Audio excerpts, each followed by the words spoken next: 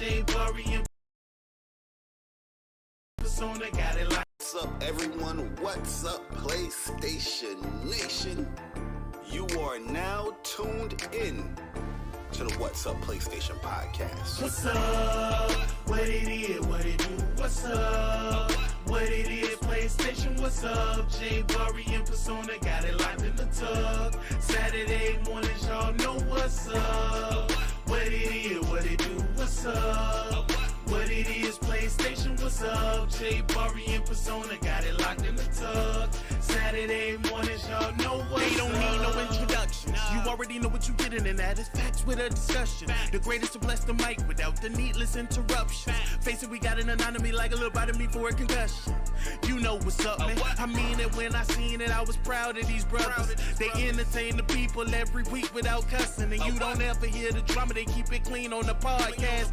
Independent duo doing it big when they broadcast. Haters need to see them doing positive things. PlayStation Nation got you, ain't it obvious, man? We pulling up every week and showing love in the chat. Unlike these other channels, these guys are showing their back like, what's up?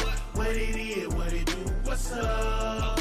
What it is? PlayStation. What's up? J Bari and Persona got it locked in the tub. Saturday mornings, y'all know what's up. What it is? What it do? What's up? What it is? PlayStation. What's up? J Bari and Persona got it locked in the tub. Saturday mornings, y'all know what's up. They don't need no introduction. Persona, the gaming politician, politicking for the come up. Division and vision require precision, decision that gotta be thought of. The potential is exponential. Gaming credentials is what they brought us. Get caught up. You know, Bari bring the passion when he's speaking from the heart. He the best lisp on YouTube, climbing up the charts. And when Persona speaks, he gon' tear the mic apart. Intellectually, of course, cause you know the boy's smart. They cover the news with integrity, so you know it's a must watch. Ain't no console war, just two brothers being a font. What's up, PlayStation? Got the Saturdays locked. And if you ain't tuning in, you missing out. Get blocked. What's up? What it is? What it do? What's up? What it is? PlayStation. What's up? J Bari and Persona got it locked in the tub. Saturday mornings, y'all know what's up. What it is? What it do? What's up? What it is? PlayStation. What's up? J Bari and Persona got it locked in the tub. Saturday mornings, y'all know what's up. Yo, listen, man. I really do appreciate everyone that always comes through to rock out with me and Bari, man, on What's Up PlayStation podcast. A podcast by fans for the fans, or by the community for the community, I should say. Listen, man. For me, man, I'm gaming with Persona. If you enjoyed listening, definitely subscribe to this YouTube channel. I'm a PlayStation fan too.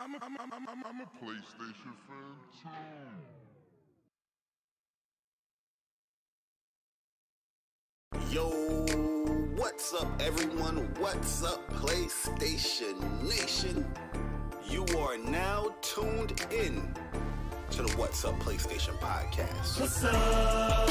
What it is? What it do? What's up? What it is? PlayStation. What's up? J Bari and Persona got it locked in the tub. Saturday mornings, y'all know what's up.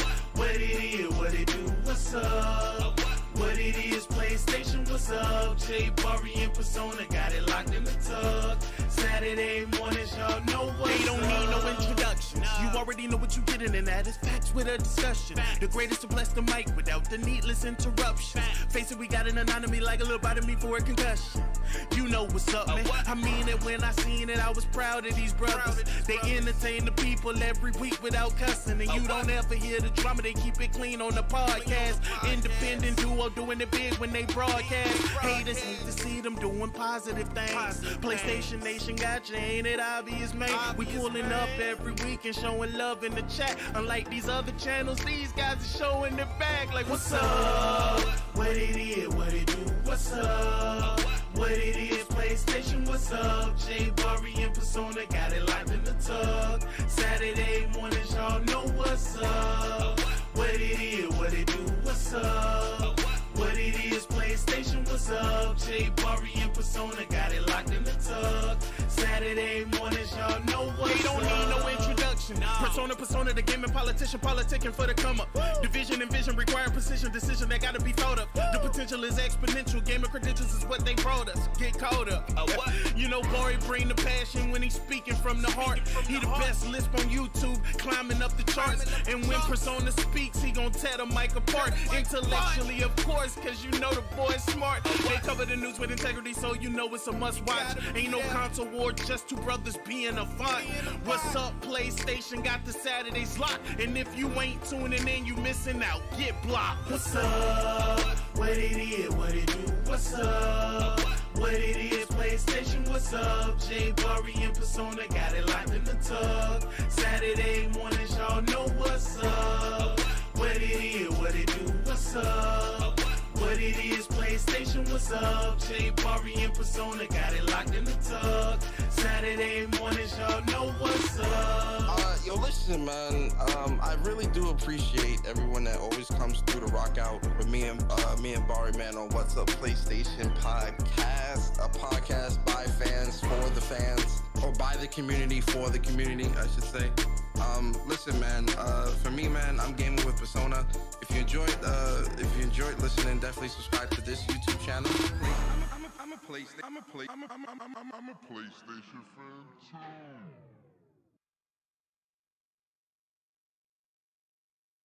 Yo, what's up, everyone? What's up, PlayStation Nation?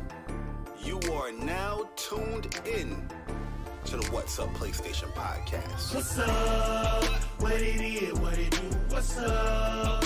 What it is, PlayStation, what's up? J Bari and Persona got it locked in the tug. Saturday mornings, y'all know what's up. What it is, what it do? What's up? What it is, PlayStation, what's up? J Bari and Persona got it locked in the tug. Saturday mornings, y'all know what's up. They don't need no introduction. You already know what you're getting, and that is facts with a discussion. The greatest to bless the mic without the needless interruption. Face it, we got an anatomy like a little bite of me for a concussion. You know what's up, man. I mean it when I seen it, I was proud of these brothers. They entertain the people every week without cussing. And you don't ever hear the drama, they keep it clean on the podcast. Independent duo doing it big when they broadcast. Haters hate to see them doing positive things. PlayStation Nation got you, ain't it obvious, man? We pulling up every week and showing love in the chat. Unlike these other channels, these guys are showing their back like, what's up? What it is, what it do? What's up? What it is, PlayStation, what's up? J Bari and Persona got it locked in the tug. Saturday mornings, y'all know what's up. What it is, what it do? What's up? What it is, PlayStation, what's up? J Bari and Persona got it locked in the tug. Saturday mornings, y'all know what's up. They don't need no introduction. Persona, the gaming politician, politicking for the come up. Division and vision require precision, decision that gotta be thought of. The potential is exponential, gamer credentials is what they brought us. Get caught up. You know, Bari bring the passion when he's speaking from the heart. He the best lisp on YouTube, climbing up the charts. And when Persona speaks, he gon' tear the mic apart. Intellectually, of course, cause you know the boy's smart. They cover the news with integrity, so you know it's a must watch. Ain't no console war, just two brothers being a font. What's up, PlayStation got the Saturdays locked. And if you ain't tuning in, you missing out. Get blocked. What's up? What it is, what it do? What's up? What it is, PlayStation, what's up? J Bari and Persona got it locked in the tug. Saturday mornings, y'all know what's up. What it is, what it do? What's up? What it is, PlayStation, what's up? J Bari and Persona got it locked in the tug. Saturday mornings, y'all know what's up. Yo, listen, man. I really do appreciate everyone that always comes through to rock out with me and Bari, man, on What's Up PlayStation Podcast, a podcast by fans for the fans, or by the community for the community, I should say. Listen, man. For me, man, I'm gaming with Persona. If you enjoyed listening, definitely subscribe to this YouTube channel. I'm a PlayStation fan too.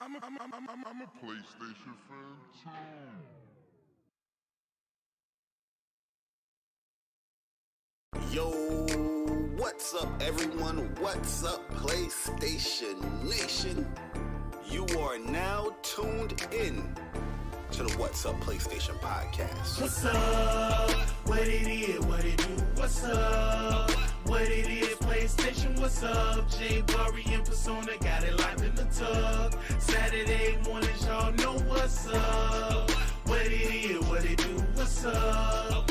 What it is, PlayStation, what's up? J Bari and Persona got it locked in the tub. Saturday mornings, y'all know what's up. They don't need no introduction. You already know what you're getting, and that is facts with a discussion. The greatest to bless the mic without the needless interruption. Face it, we got an anatomy like a little bite of me for a concussion. You know what's up, man. I mean it when I seen it. I was proud of these brothers. They entertain the people every week without cussing, and you don't ever hear the drama. They keep it clean on the podcast. Independent duo doing it big when they broadcast. Haters hate to see them doing positive things. PlayStation Nation got you, ain't it obvious, man? We pulling up every week and showing love in the chat. Unlike these other channels, these guys are showing it back. Like, what's up? What it is, what it do, what's up?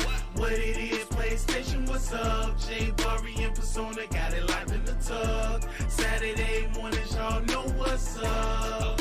What it is, what it do, what's up? What it is, PlayStation, what's up? J Bari and Persona got it locked in the tub. Saturday mornings, y'all know what's up. They don't need no introduction. Persona, the gaming politician, politicking for the come up. Division and vision require precision, decision that gotta be thought of. The potential is exponential. Gamer credentials is what they brought us. Get caught up.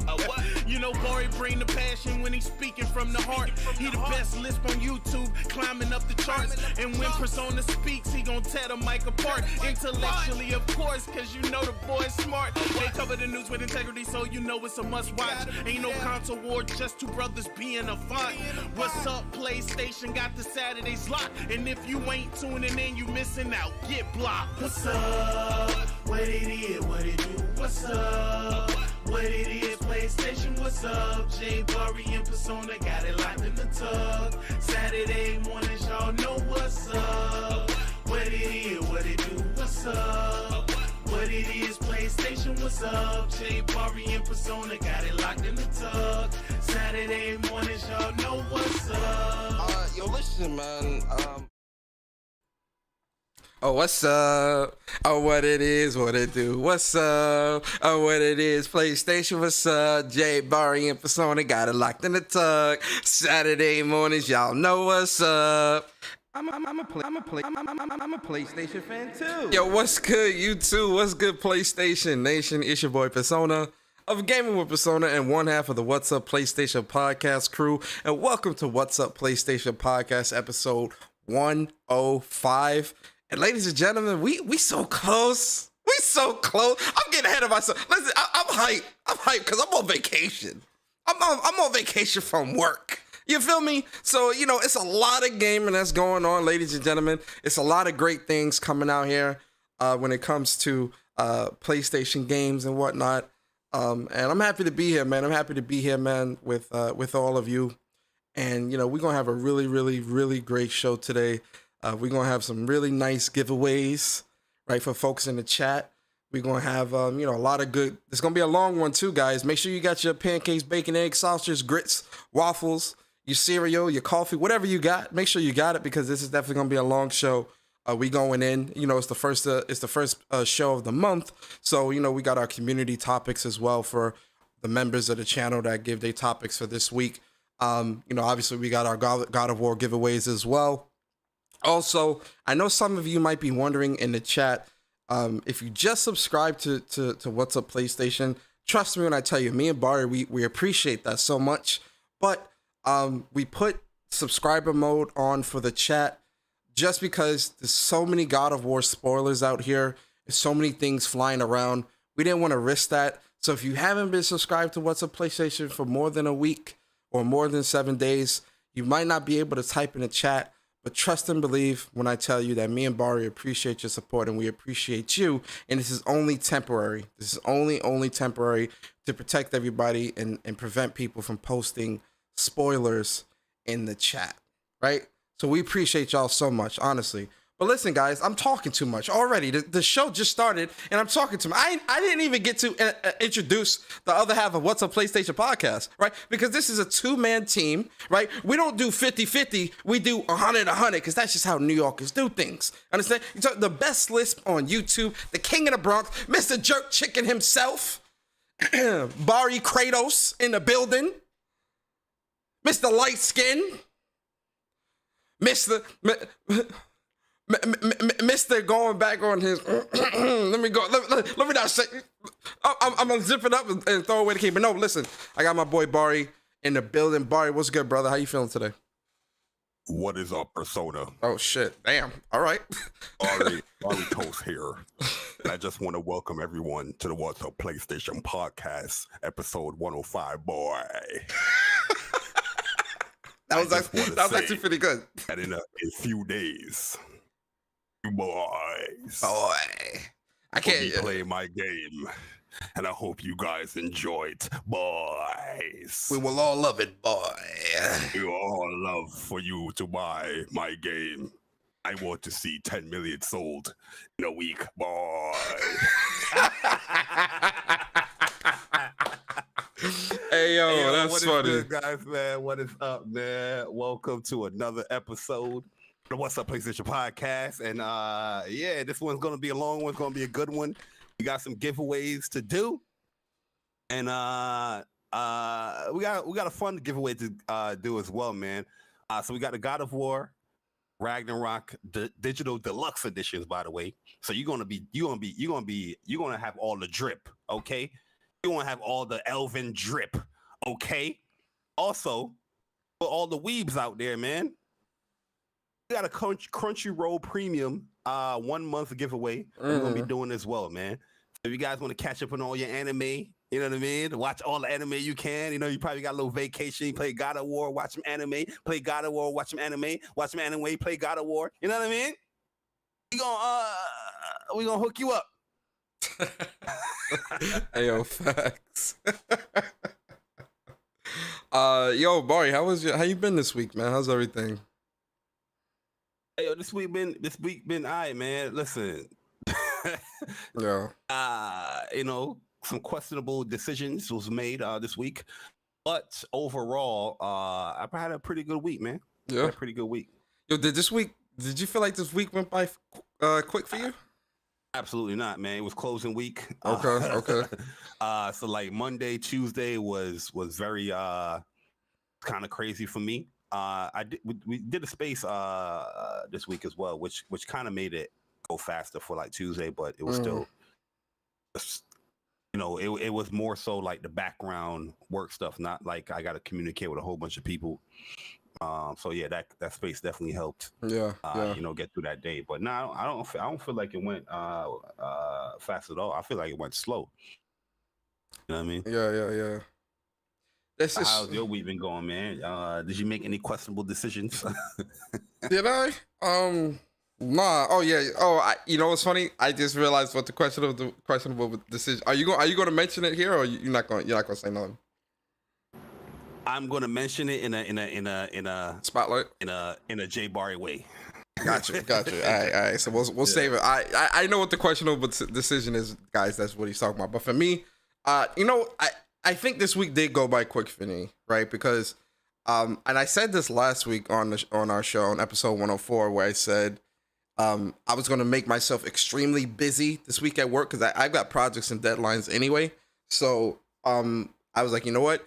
I know this is not due till the end of the month, but let me see if I could get like 90% of the way there this week, just so that it could keep me, you know, super busy. So that I'm not focusing on the time. I'm not focusing on God of War. I'm not focusing on, you know, my vacation and whatnot. And realistically, this week went by pretty quick for me. No lie. Very busy at work. And then, you know, the space was dope and whatnot. And I've been gaming too, man. You know, playing Star Ocean. And, you know, I'm not gonna lie, Bari, man. I've been having, you know, we was talking about this off air. I've been having some FPS withdrawals, man. So I've been playing. So I want to let you know that your FPS withdrawals is going to end on Wednesday when you play God of War, boy. Absolutely. Absolutely. But I've been playing. I started back playing Uncharted multiplayer again, as well. Yeah, I've been playing that. So. How the hell you went from Star Oceans to Uncharted multiplayer? I mean, Uncharted multiplayer is god tier. Yeah, it's been a minute since I played Uncharted multiplayer, man. I love Uncharted. Time. Yeah, I love Uncharted multiplayer. So I started back playing it, and it's easy to find a match. Like people are still playing that game like faithfully. It's a lot of I'm searching for a match. I'm getting in quick. So I might do an Uncharted Sunday this Sunday. Who knows? Play some multiplayer. We'll see. But I've been having some FPS, some shooter withdrawals, man. I've been having a lot of shooter withdrawals, man. Real talk. But yo, listen, guys, we have a really great show. Shout out to everybody here, man. We appreciate everybody rocking out. Hope y'all having a great Saturday. And you want me to start the giveaway? Let me set it up before you start it up. Let's get through the semantics. But let me shout out the members, man. So for the members of the channel, and remember, guys, becoming a member of the WUPS Nation. It's not mandatory, but it's always appreciated, and the link to that is in the description. But we got to shout out the WUPS Nation members. So starting with How Weird Gaming, J942, That Guy Smitty, Damien, That Guy Smitty, boy, Sonyverse 2.1, Philip Sin 22, Alfonso Carter, Henry Heck, Kyle Ward 789, Shattered Youth, Star Guardian 88, Oolong T Gaming, Stranded Ninja Gaming, Stone, Juan Sosa Gaming, Rabbit Got the Gun, J Bari, the best list on YouTube. Yes, boy. Hey yo, hey yo, this is gonna be a funny. This is gonna be a funny episode, man. Games for Eternity, TTFP Rules, King Thrash Gaming, Brat, Basement Radio Arcade, Andy, Julian Johnson, Brian King, Stealth Guy Gaming, DeJuan Thompson, Rob Gaming TV, Requiem of Demons, It's Me Baby 80, D2 Des, Light Gamer, DC Gaming, Ice Queen Gaming, John Donuts, Tarana Duffy, Tactical Gamer, Alfonso Carter, AC, Steady Flow, Stir Crazy, Stardust Acero, Gian Nadon, J Gamer UK, Cyber Dragon, Unikronn, C Fresh 2180, Strictly Gaming, Viper Reaps Corner, Jay Wright, Blue Mustang 357, Shy City Gamer, King Kiso, Bird, Up Chuck Gaming. Shout out to Chuck and Dre, man. Plus Some Block Boys in the building. Plus Some Block podcast every Friday, 8:30 Eastern. And make sure y'all check out this week's episode, man. It was a really, really, really, really fun and engaging episode, man. They did a tier list for all the fighting games. And man, it was fun. It was fun to go down memory lane. Very, very fun. I was triggered. Very triggered on some of those choices, especially that PlayStation All Stars. I'm like, let's move that up on the list a little bit. Hey yo, listen, you know, Chuck got bad taste in games, so absolutely, 100% agree. Then we got the Wreck. Then we got Navigator 3221. We've got Nari. Boy. Then we got the Great Gaming with Persona. Then we got Dreology 619, and last but not least, we got Mr. Go Try Hard Guy Uchiha. Oh! Shout out to y'all, man, for becoming members. And remember, guys, if you want to become a member, the link is in the description. It's never mandatory, but it's always appreciated. And you get some cool perks. You get some pretty cool perks. Really and truly. And then shout out to the member messages. We got Cyber Dragon 7 months as a member on the channel. One of our day ones. He says, morning, chat, mods, and what's up, PlayStation podcast. Now my Saturday will be complete. Hey, man, appreciate you, Cyber Dragon, always. And then shout out to you, D2 Des. Appreciate you for the super chat. He says, I thought I was the only one singing along to the song. Oh, nah, I always sing along to what's up. What song were you singing along to, boy? Was it our theme song? What's up? Oh, what it is, what it do, what's up? And then Jay Wright, man, appreciate you. 7 months as a member on the channel. One of the day ones. He says, 4 days till the God of War greatness. Oh, Jay Wright, listen, this is my plan for the weekend. I'm going to clean the clip, top to bottom, handle all my responsibilities and duties. Yo, it's gaming. It's game time. He said duty. And then, yo, you know, with little kids and somebody say duty, like, hey, he said duty. Duty. And then Viper Reef's Corner, appreciate you, man. That's what everybody does when like a big PlayStation game come out. I mean, obviously we clean more than that, but you do like I clean my clip on a regular, but we're talking like that. Everything getting wiped down. Yeah. It's a ritual. Being moved. people going on vacations, you know, putting time in to be able to game and spend time. You want that house that's clean and it's smelling good, Yes, sir. like pine sol and Yes. lemon. Yo, you know what's citrus funny? shit. You know what's funny? I swear, I just bought a big thing of pine sol as well. Absolutely. Yo, listen, one of the best cleaning products you could use, guys, pine sol. I love the smell of pine sol, bro. That shit smells so good. Then Viper Reese, man, appreciate you. 7 months as a member on the channel. One of the day ones. He says, finally got the chat plat. Ooh wee. Oh, word. The chat plat in the building. Shout out to Viper, plat. Man. Yeah. Round of applause. Yo, Round of so applause. if you from the hood, what floor cleaner or cleaner you was using that you had to mix with water? Fabuloso. Oh, yeah, man. Got that shit from the you get it from the run to the corner store real quick, get you that bottle of Fabuloso, Get you that mix it in some water, yes sir, that purple joint. and then you use one of the old spray bottles to pour it in with the water. Yes, Come on, brother. yes, sir. Barry, what You you know the thought this vibes. was, man? Come on, absolutely. Fabuloso, Okay. man. I love that I'll test Fabuloso. y'all Now hold up. credentials. Now hold on. Now let me ask you this. Which flavor, which scent Fabuloso was your favorite? Mine was the apple. Purple, all Purple. day. I like the green, the apple. That was definitely one of my favorites. Oh yeah, I use that to do the bathroom. Yeah, the green chip. And then Upchuck Game, appreciate you for the super chat, brother. He said, shout out to the bros in the chat. This will be a great show. Absolutely, man. Appreciate you, Chuck, always, brother. And then, yo, Try Celsius joining the WUPS Nation. Gotta give a round of applause to Try Celsius. Got that man up. Big round of applause to the Try Celsius, man. Oh, and you know what? Let me give y'all trophies, man, because we listen, guys. We it's gonna be a lot of trophies given away today. It's a lot. It's gonna be a lot. It's gonna be quite a bit, guys. I'm giving y'all. Listen. The God of War. Certified. The chat is hood certified. They know that Fabuloso. Yes, sir. The Miss purple. Stolen too. I remember Miss Stolen. Oh, Miss Stolen. Miss Stolen smelled weird though. Man, cheap though. You know what I mean? Yeah, like, Fabuloso definitely smelled better. It was strong as hell. I wasn't really into Miss Stolen. It was. I know about it, but Fabuloso was absolutely. Yeah, you had to mix that joint, bro. You And had then to obviously dilute it with that water. And then obviously pine sol. That's the uppity. That's the uppity. That's the uppity cleaners, That's man. when you got your first job. You Yes, know what sir. You went to, you get your first check. You go to you ain't going to the corner store. You going to Target. Get your cleaning supplies. You feel me? It's a difference. Get you some pine sol and pledge. You know what I mean? You go to the corner store. It'll be a little bit of dust on the Clorox bottle. You go to go to Target. Everything all shiny, nice and clean, and it's different sizes and shit. You moved up in the world. Mm-hmm. But all right, man. So we got through everything there. Fake outrage. Appreciate you so much. For the super chat. It says, "What's up, J Bari and Persona? Let me speak. Let me speak." Appreciate y'all so much. All right, so listen, guys, we do like Bari said, we have some really great giveaways for you all today. So we're giving away 2 copies of God of War Ragnarok in celebration of the game. Deluxe edition. Digital Deluxe editions in celebration of today. In celebration of November 9th release date. So one lucky viewer here on our channel will be able to win that. So that's gonna be great. And then we're also giving away a Crunchyroll voucher as well. So we are going to start the first giveaway right now.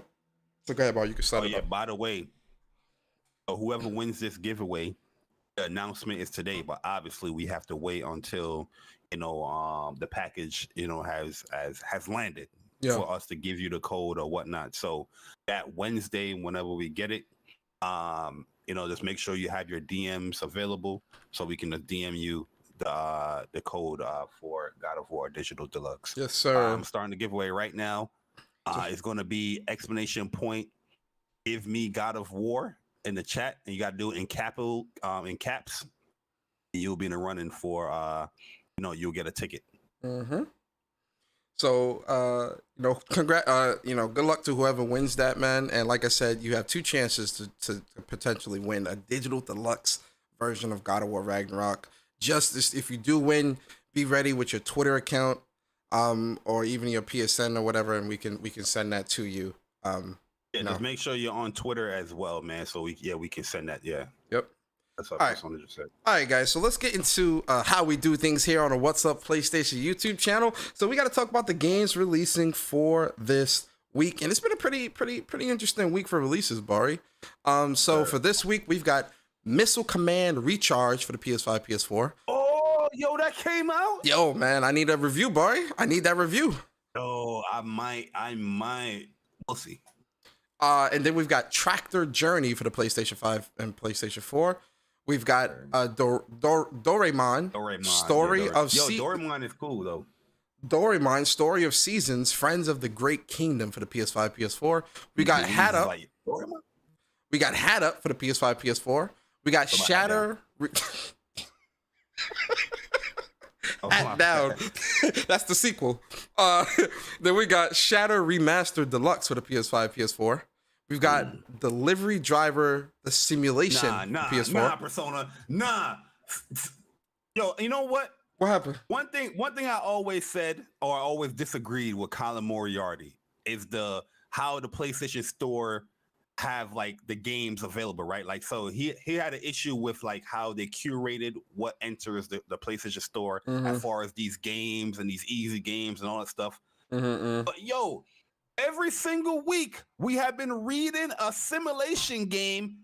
Yeah, like, Delivery Driver Simulator, bruh. I mean, yo, listen, somebody got to deliver these packages in the cyber world. You feel me?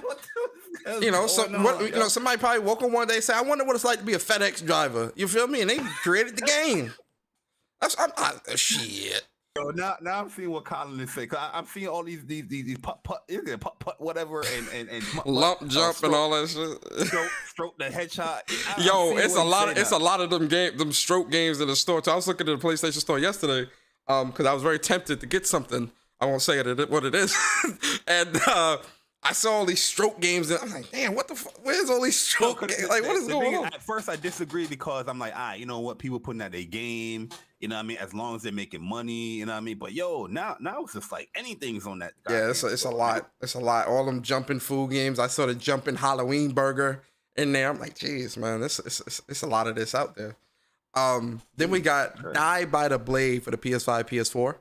Ooh, that's not interesting. We got Freddy Fish 3, The Case of the Stolen Conch Shell for the PS4. We've got Ghost Song for the PS5, PS4.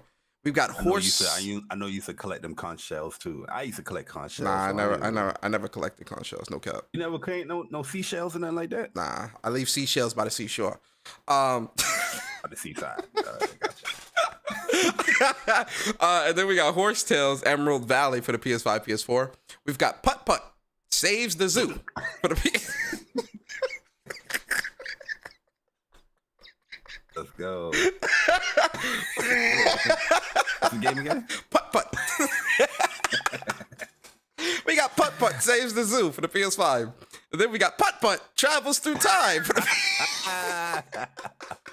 PS4. I need somebody in the chat to buy that game and review it. And next time we do WUPS, which is going to be 2 weeks, you let us know your review. Yo, facts. Putt Putt. And then we got Spy Fox and Dry Cereal for the PS4. These some weird ass names. I like that name. And then we got The Chant for the PS5. Then we got Entropy Censure for the PS5, PS4. We got WRC Generations for the PS5, PS4. We got Yuppie Psycho Executive Edition for the PS4. We got 7 Days of Rose for the PS5, PS4. We got Arcade Archives Itazura Tenshi for the PS4. We got Beast. We've got Beast of Maravilla Island for the PS4. We got Bratz Flaunt Your Fashion for the PS4. Hey, We've got Golazzo 2 for the PS4. We got Sakura MMO 3 for the PS5, PS4. We've got Stroke the Rabbit, Bari, I need your review, for the PlayStation 5. A new one. We was going to escape. We was going to escape without a stroke game this week. But then we got the Jumping Bagel for the PS5, PS4. This is getting out of hand, man. Yo, it's like 200 of these jumping games in the store, no cap. Yo, it is, bro. Jumping burrito, jumping hot dog, jumping cookies, everything. I see a brownie one. The brownie one was fun. I got some of them though. I didn't play them yet. Absolutely. The brownie one was fun. The brownie one was fun. I like brownies, all right? The brownie one was fun. And then last but not least, we got... Very engaging gameplay. Engaging. Game of the year? I will put it in as a runner-up. Yeah, got you. And then the last but not least, we got Total Arcade Racing for the PlayStation 4. Wow, what a week. So all right, guys, we are in the spotlight portion of the show. Let me just give a reminder real quick as far as anybody that is new that came in. So we're doing God of War Ragnarok Digital Deluxe giveaways right now. If you guys want to enter for that giveaway, just type in ! give me God of War in all caps, and you'll get a ticket through Streamlabs, and then we'll pick the winner live from there. So yeah, just let you guys know the giveaway is live right now. You actually have 18 minutes left, and there's about 26 people entered. So 26 tickets have been given so far. Fire. But all right, man. So now we are in the spotlight portion of the show, ladies and gentlemen. And for those who don't know, the spotlight. Wait, one more thing, Persona, because there's a lot of people from different regions that probably subscribe to us are probably going to enter. If you are in a different region outside of North America, all you have to do is create like a US account or something like that. You can still redeem the code, and you'll still have that game that's going to be applied to your actual real account. So if you're in the UK or if you're in wherever, you can still enter for the giveaway. Sorry, third time's the charm. So now we are in the spot. No, I'm joking.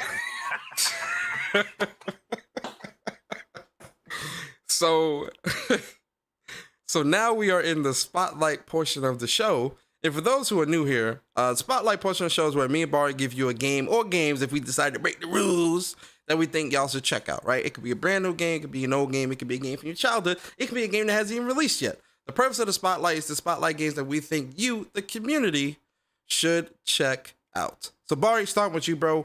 What is your spotlight game for this week? And are you gonna break the rules? This week is going to be a rule breaking. This is Rebel Bari this week. I'm gonna make it short and sweet, but I just want to highlight these games. I'm not going to go crazy in depth because some of these games got like some cool trailers that's coming out, and they're coming out this week. So you know what I mean? Well, in November as well. So obviously, God of War. I need you guys to go and we're going to spotlight God of War, boy. Yeah, God of War Ragnarok. I can't wait for this game. Obviously, you guys know we're super excited for this game. I mean, how many times have we, spoken about this game, or even Persona even spotlight the game, or even have it in the title? And yeah, you already know we're doing a God of War giveaway. I'm super hyped for this. Can't wait to play it. Can't wait to I'm going to be on Twitter uploading stuff. I might not respond, just, respectfully, but I will be uploading, some light gameplay stuff and, screenshots and whatnot. So God of War Ragnarok, first game I'm going to be highlighting.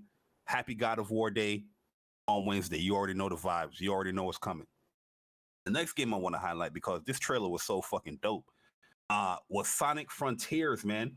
Sonic Frontiers, I feel like, yes, it's being undermined because, obviously God of War, it comes out the next day, so Sega, I don't know what the hell's wrong with you with that.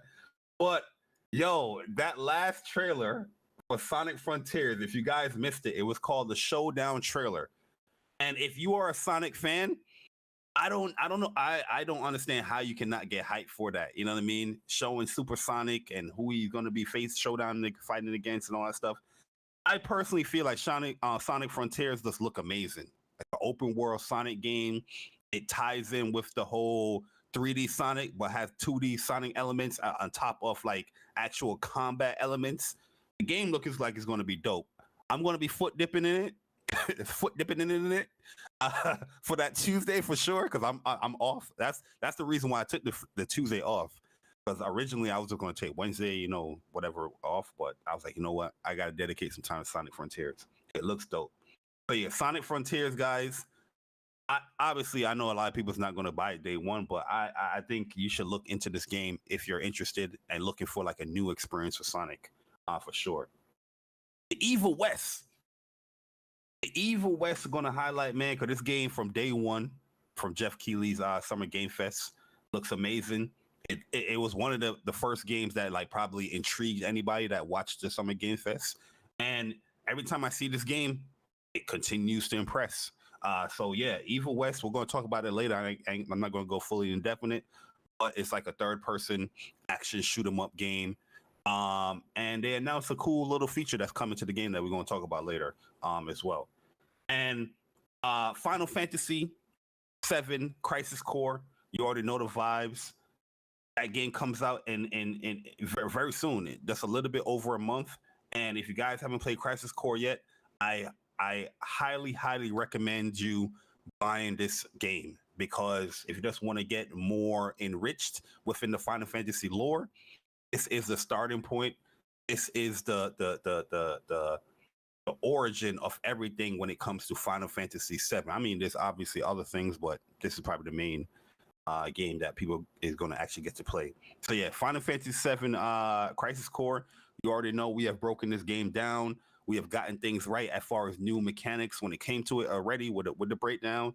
And if you guys want to see one of the best cutscenes ever in a Final Fantasy game, you don't want to miss Final Fantasy VII Crisis Core, guaranteed. And the last one we're gonna spotlight here, you know what I mean? But yeah, so I'm breaking the rules. What? You got a problem? Huh? You got a problem? I mean, you done took 2 of my games already, bro. Bro, I hear you schmickering and smackering in the background. You man. ain't hear shit because I was muted, so you definitely ain't hear that from me. I was just joking, man. But it's gonna be Forspoken. Listen, bro. Damn, bro, you really took all you took all my games. Yeah, I mean. No, go ahead. It's fine. We're at that point, bro. You know you're right. You're games that. No. I'm not upset. I'm just saying, like, we're at that point where you're probably going to hear, like, be speaking about the same game during the spotlight. Yep, pretty much. Forspoken has been dropping so much content and information about the game. Yo, for me personally, every time I've been seeing Forspoken, I get more and more intrigued just by the combat alone, as far as what you're gonna be doing gameplay wise. Story, it's still a mystery, and that's okay because the isekai type game, and I love isekai type, story lore, anime, all that stuff. I don't know why people have so much issues with isekai, but it's probably one of the most popular anime series or genres that's out there. You know what I mean? If you go on Crunchyroll or anything, isekai is always gonna be one of those isekai games is gonna be up there. So yeah, having that in this format with this type of graphics and this type of lore or this type of character, I'm super excited for Forspoken. I was gonna highlight one more, but I don't want to piss off Persona. Nah, bro, yo, listen, we're not doing a show for 2 weeks. Go ahead, or for a week. Oh, all right. So the last one I'm gonna do is I already highlighted this probably like 2 weeks ago, and that is Samurai Maidens. Looks like it's gonna be a fun hack and slash, beat 'em up type game. It's going to have 4-player co-op as well. They are doing like character trailers. The last character looked pretty cool. So if you guys just want to look for like an anime, type, hack and slash type game, it looks very, very cool. Obviously, it's going to have fan service in the game as well. From what I'm seeing, if you're not into that stuff, I can see you guys get turned off by it. But the gameplay looks very, very solid. It looks really good, and this is gonna be one of those type of games that you play in the weekend. You just and just have at it, have fun with it. So yeah, man, I'm with it all day. So yeah, Samurai Maiden is the last game I'm gonna highlight, and Persona is gonna be highlighting.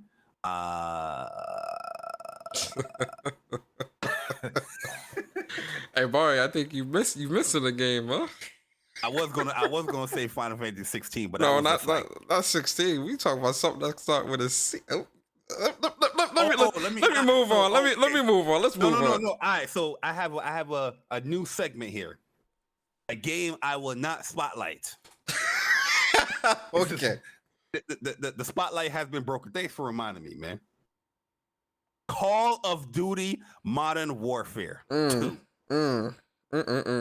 Okay, guys. But what happened, Bari? Explain it. Explain it to us. What happened? Your boy broke his code, and I recently bought Call of Duty Modern Warfare 2. It was early in the morning, and I was just like, you know what I mean. Like, Stop it.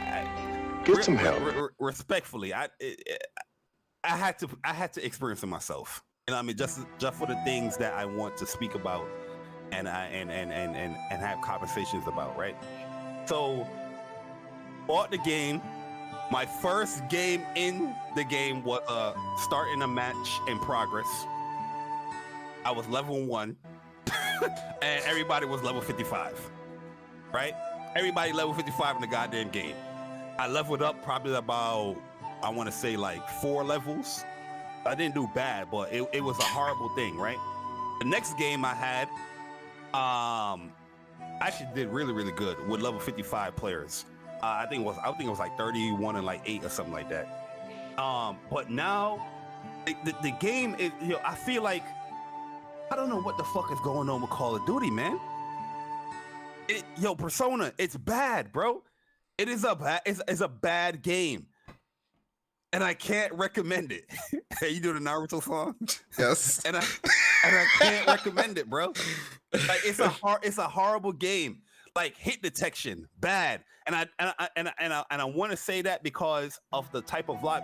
How the fuck is a level? Alright, I'm level 20 right now. How is somebody from level 1 to level 20 matching up with level 55 players, right? Yo, your voice match. Your voice match up to the Naruto music so perfect. Hey, we gonna rock with it. Huh? Yo, all right. So the first boot up persona, I'm booting up the game. It says, yo, pulling all your gameplay and data. And I'm like, where the fuck are you pulling all your gameplay and data from? I just bought the game. What are you pulling? You know what I mean? Like, I didn't play the game yet. What are you pulling?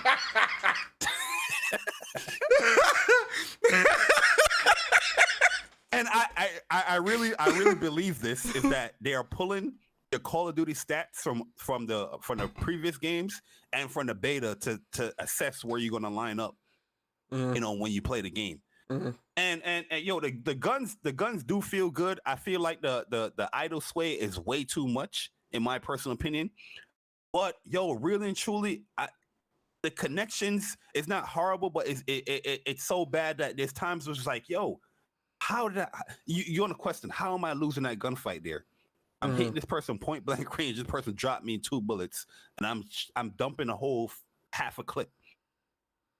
I can't recommend this joint, man. It's a horrible ass game. I feel ashamed even buying the shit, really and truly. You know what I mean? But I definitely wanted to have like an impression or just my thoughts on it. I couldn't do that just based off the beta, and it's a chop, man. You know, I'm gonna get Bronx real quick. It's a chop. That shit is a chop, man. That shit is a chop, yo. Call of Duty's done, man. And then they have these weapon challenges for the goddamn game persona. Yeah, we going long. You know what? Since you playing the Naruto music, we gonna go long. Pause. You got 4 fucking challenges to get a gold gun. The whole time I'm seeing people post up, I got this gold gun. I'm thinking like, damn, all right, motherfuckers out here putting in this work. Bro, I legit probably play like 10, 12 games. I already got a gold gun with an MP7. Yo, they're taking any skill away from the game, bro. This game is not skilled. It's not a skill game. It doesn't matter what you post as far as, yo, I went this, I did that. It's not a skill game, bro. It is a horrible game. Aren't you getting into matches in progress and stuff like that as well? Yo, majority of the games that I get into is matches in progress. The game is a week old, Persona. It's a week old. Oh my god. How the hell, yo? I can boot the game up right now. Match in progress. I'm getting into on the first game. How? Oh my god. That's it's a good week, man. Let's not talk about Call of Duty. You see what you did? I blame Persona for this. You can't blame me. You the one that bought the game. He messaged me. He's like, "Yo, man, I'm having shooter's withdrawal." You know what Yo, you gonna expose me like that? You really gonna expose me like that? I'm like, yo, Persona, I'm having shooter withdrawal too, man. Chuck and Dre, they had no faith in the boy. You know what I mean? And hey, yo, I didn't cave. You caved. I didn't cave. Because when the game first came, I didn't. I don't have the game. I don't have the game. I told you what I was playing. I didn't cave. You caved. I said, yo, I'm not. And remember, we was talking, and I was like, yo, seeing everybody else play, man, I want to show these motherfuckers how to play a COD. I want to get on the sticks. And I was like, nah, man. Like, I'm standing by my convictions. I'm not buying this game because it's not a good Call of Duty. And you caved. I didn't cave. So in the eyes of the community, I'm still good. I don't give a fuck about the community thing. At the end of the day, it's just like, yeah, obviously everybody knows I like Call of Duty, but I'm a type of person and a gamer. I want to have that experience. I can't just rely on Twitter Spaces and people posting 30-second clips and shit like that. You know what I mean? Yo, yeah, you let New York. You just let New York slip a little bit, brother. Oh my bad. Yo, you know what I mean? Yo, you just let New York slip real quick.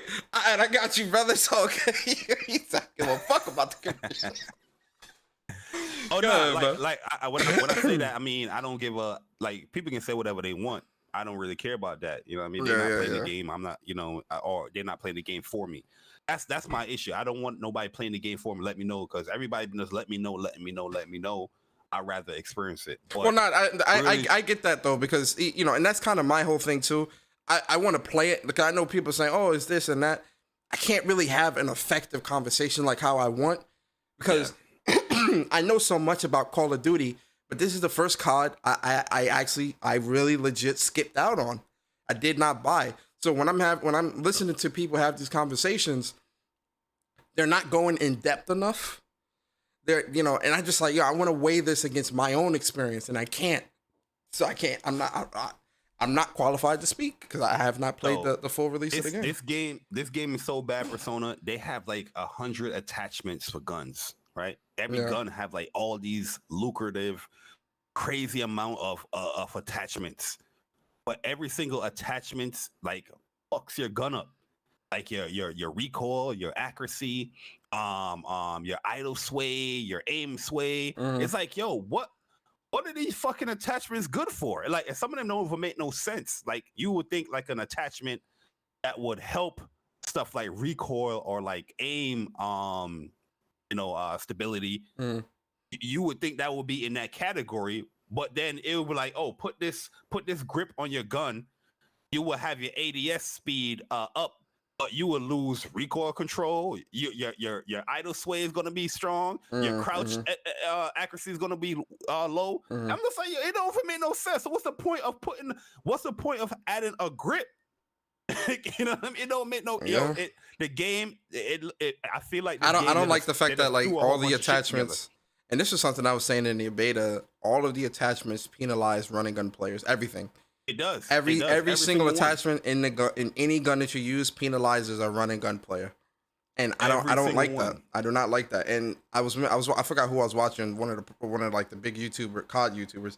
He was saying exclusive. He's saying it makes more sense to not have you actually move faster, and have a better gun without no attachments than with attachments. I'm like, that's insane.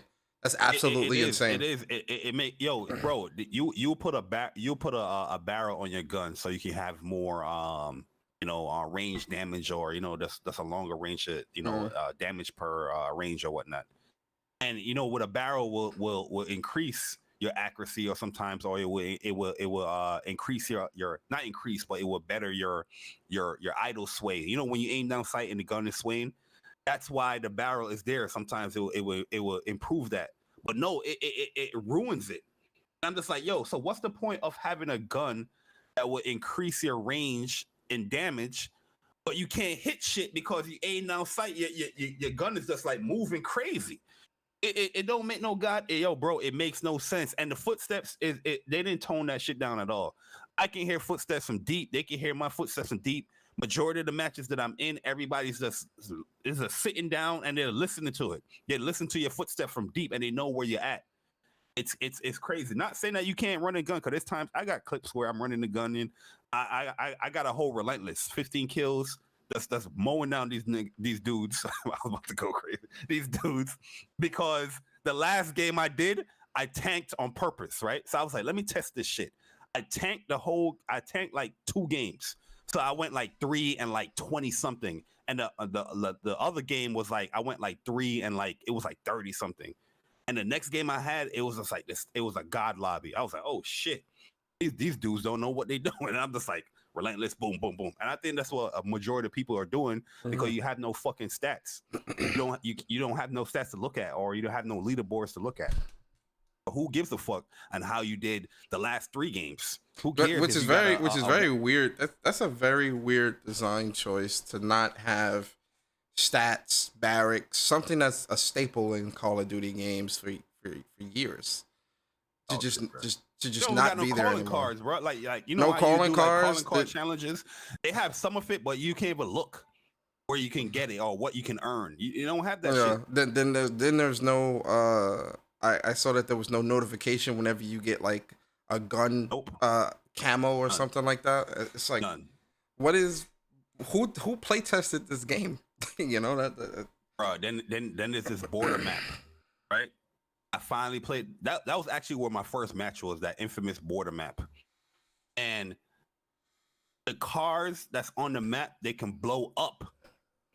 And there's a whole bunch of them. So you think the car is destroyed and whatnot, you chilling to see where enemies at, and somebody throw a grenade, the car blow up as well. It's like, how the hell I died? The car blew up.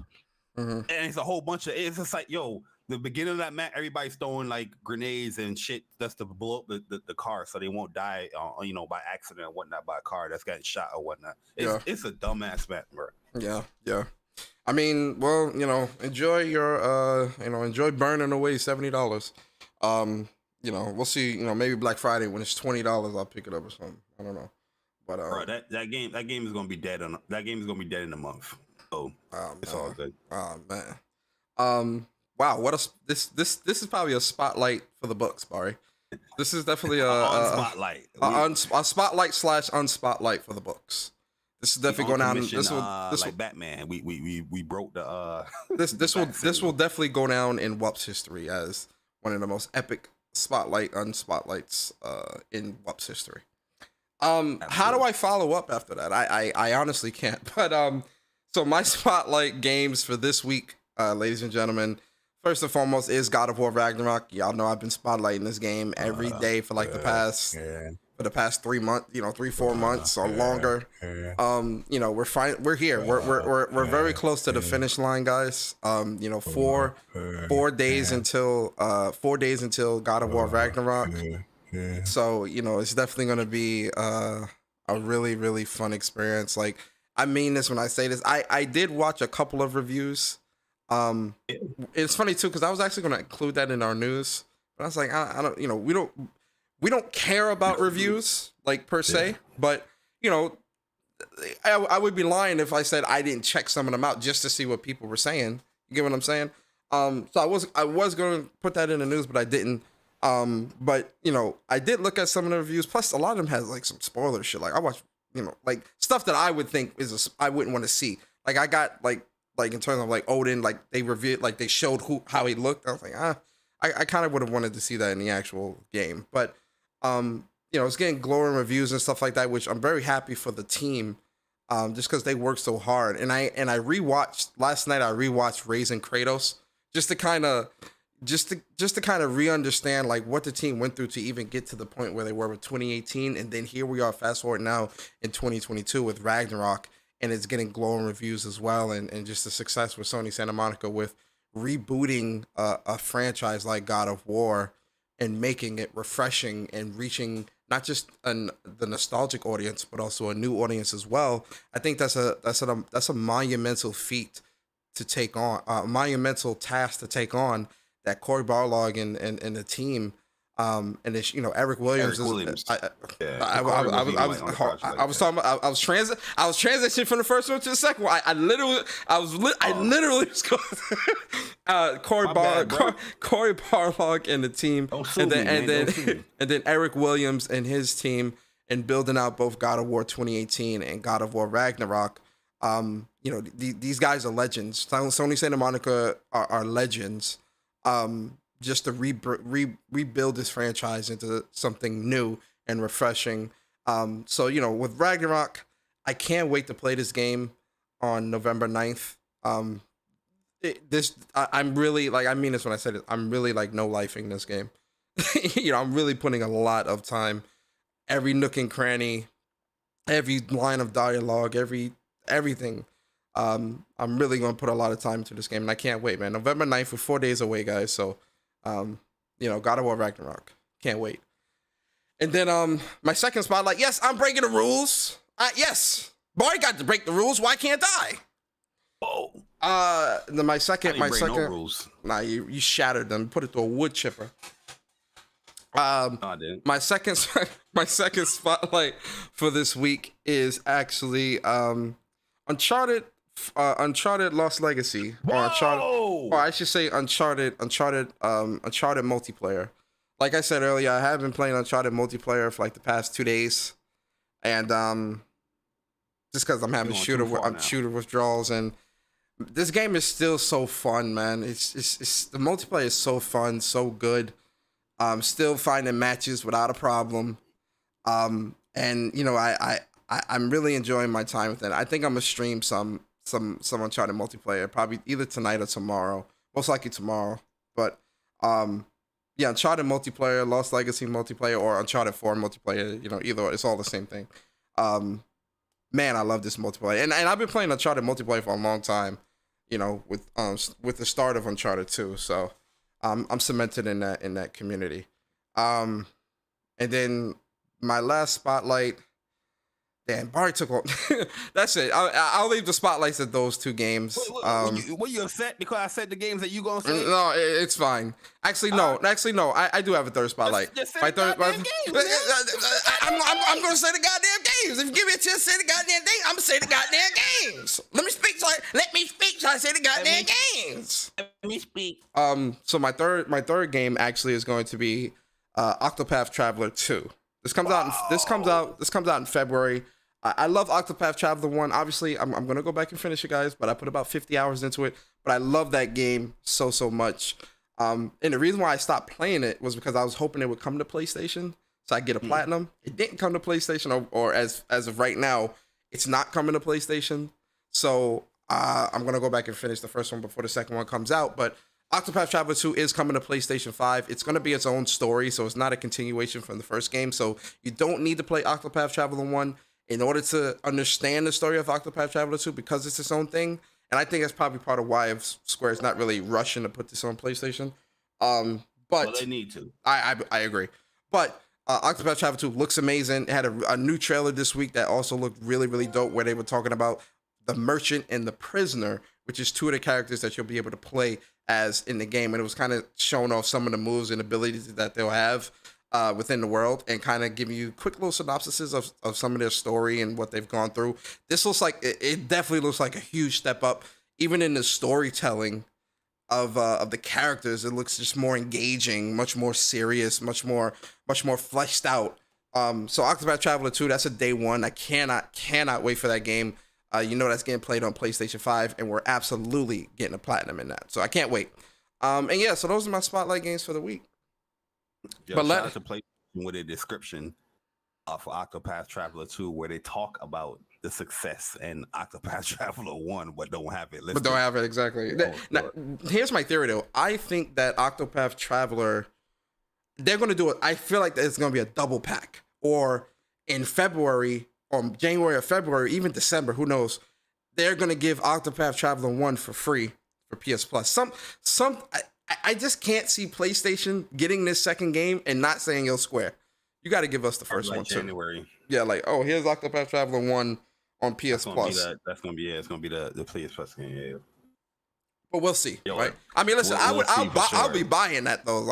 if they put it on PlayStation, I'm buying that just because I want to support Tokyo JRPG Factory because they're such a great studio that's out here putting out some really, really awesome games. Is it Tokyo JRPG Factory? Nah, they don't do that. I got the wrong. What's the name of the studio? I forgot the name of the studio. But this is the Square Enix. Square Enix, right? I want to support the game just to show Square like, yo, look, these games still have a lot of success and people want them. But okay. Before Tokyo RPG Factory is Square Enix, but yeah, but you know, I get what you mean. It's like its own thing. Yeah, I forgot the dev. Somebody in the chat will let us know. But yo, chat, let us know what is y'all spotlight games for the week. Let us know in your chat and also in the comments. But before we get into the news bar, let's announce that first winner of God of War. The first God of War Ragnarok winner. Entry right now. Entries are closed. In Persona, I am going to pick winner, or you want to pick it since you're Are you logged in the stream? Yeah, you can pick it. You can pick it. Yeah, that's fine. Right, so it'll show up in the chat anyway. Who wins? Wait, yo, shout out to Hundo, man. He just got in there. He just got there. All right, so the first winner of the God of War Ragnarok Digital Deluxe Edition is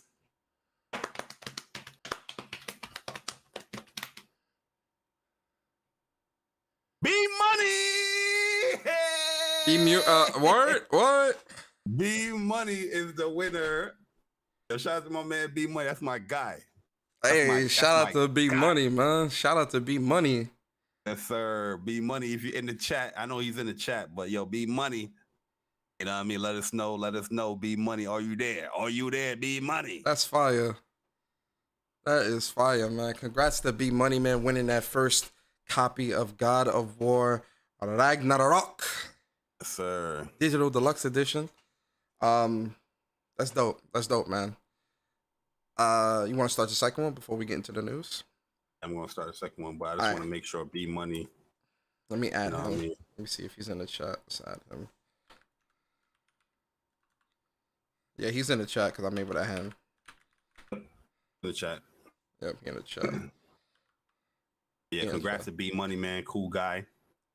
You know, there you go, right there. There you go. Shout out to you, B Money, man. You got you that God of War Ragnarok PS5 digital deluxe edition, man. So you know you so B Money on Wednesday, whenever we get it, deliver it to our house. We're gonna send you the code or send you a picture of the whole thing or whatnot. So yes, sir. So congrats to B Money, but guys, don't fret, don't get sad. There's still one more chance to win a copy of God of War Ragnarok PS5 Digital Deluxe Edition. So, you know, Bari's going to start up that second giveaway in just a moment. So be ready for that in the chat. And, yo, let's get to the news, Bari. Like, we're already an hour into the show, and we ain't even hit the news yet, Bari. That's how you know. That's your problem. You talk too much. That's your problem right there. I talk too much? We're going to run the tapes back. We're going to run the tapes back. But let's get into the news, guys. Listen, I told y'all this was going to be a long show because we're not going to have a show next week.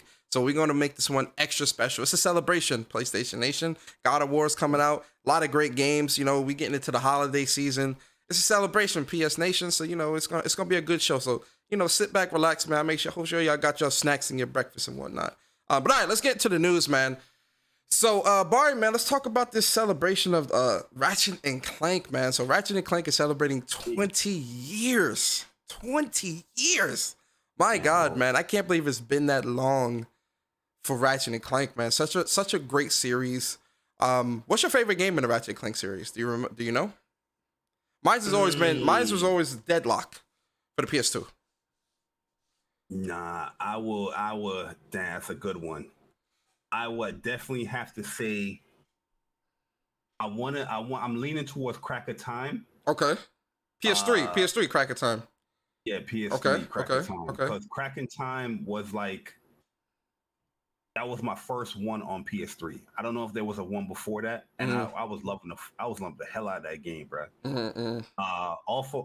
What's the other one? All for One. It was All for One. So the ones on PS3 was Crack in Time, Quest for Booty, All for One, and there was another one as well. They mentioned it. Quest for Booty, the first one? No, that was that was like that quick little side game one. That was a smaller game. Okay. There was also one. There was also one on the PSP. I don't remember if it's the PSP or the Vita. I remember playing as well. I did enjoy that one too. I like Deadlock too. I like Deadlock, man. Deadlock on PS2 was fire. I really enjoyed that game. But yo, I think more people will say Tools of Destruction because I think that was like Tools of Destruction. Yeah, Tools of Destruction was good as well. Well, Ratchet and Clank is celebrating their 20-year anniversary, Bari, and so they had some goodies for us. So one of the first things that they announced is that for Ratchet and Clank Rift Apart, which is the new game that came out for PlayStation 5, they're giving you some of the old school armor sets that you can get in the anniversary armor set. So they got the Marauder armor, they got the Quest armor, they got the Hollow Flux armor, they got the Commando armor, and they got the Clank armor. Oh, Going Commando, that's another one I love too. Going Commando was great. Ratchet and Clank. That's the one. That was the first one. The crazy ass rocket launcher gun. Yeah, I loved Going Commando. All of them had that kind of, but I loved Going Commando. Going Commando and Deadlock were my favorites.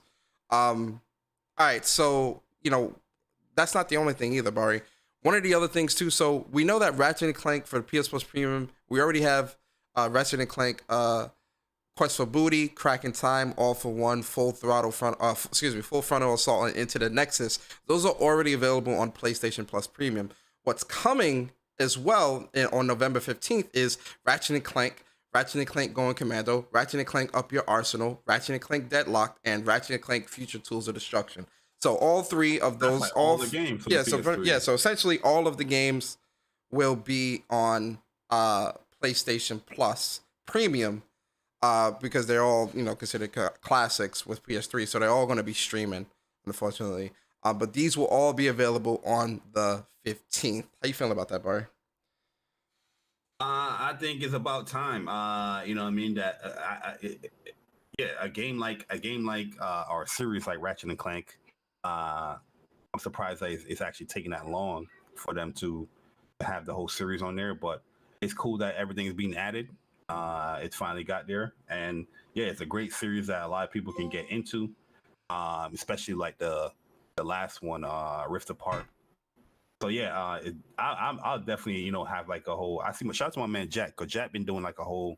Yeah, he been doing streams on them. Mm-hmm. Yeah, retrofit type streams when it comes to the series. So yeah, I guess PlayStation been watching Jack streams like, yeah, let's put those on there. Let's bring those in there. Yo, facts. my thing is like, you brought that in there, but also remember the PSP one. What was it called? I forgot.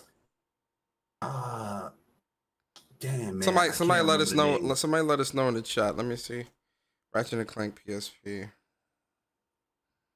Was it Size Matters? Oh, Size Matters PSP. Came out. Was that PS2? Yeah, it was Size Matters. Good call. Yeah, 2007. Size Matters. Yep. Was it? Yep. I just looked it up.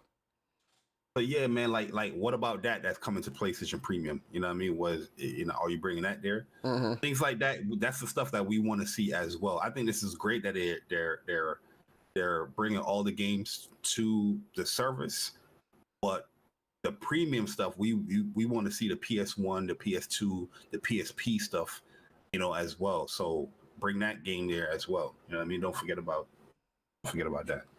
Yeah, I think I'm excited. I think it's cool, right? I think it's really cool that they're kind of bringing all those games to the service so that people who never get played those games can experience it. I think that's cool. I am enjoying the anniversary pack as well. I think that's dope. I would have liked a DLC expansion announcement as well for Ratchet and Clank Rift Apart, like some extra DLC stuff, because the way the game ended, I feel like it ended where they could have got another 5 hours out of it, where it kind of followed Rivet. Maybe when she went back and, some things were probably still going on in her world and she wanted to, fix that or whatever. I think that, or just to expand the dynamic between Rivet and Kit. Because, now that, Ratchet and Clank, they're back united, Rivet and Kit, that's going to be the new dynamic as well. And I'm pretty safe. I think it's pretty safe to say that Insomniac is not done with Rivet and Kit's story. I can see a new game in the series where it's not a Ratchet and Clank, it's a Rivet and Kit game, which I think that's dope because I thought Rivet was a dope character. But I would have loved some DLC, like a small little DLC story. It don't got to be, nothing major, but I would have loved like a nice little 5-hour DLC of Rivet and Kit, doing, getting some extra little DLC trophies and stuff like that. I thought that'd have been cool.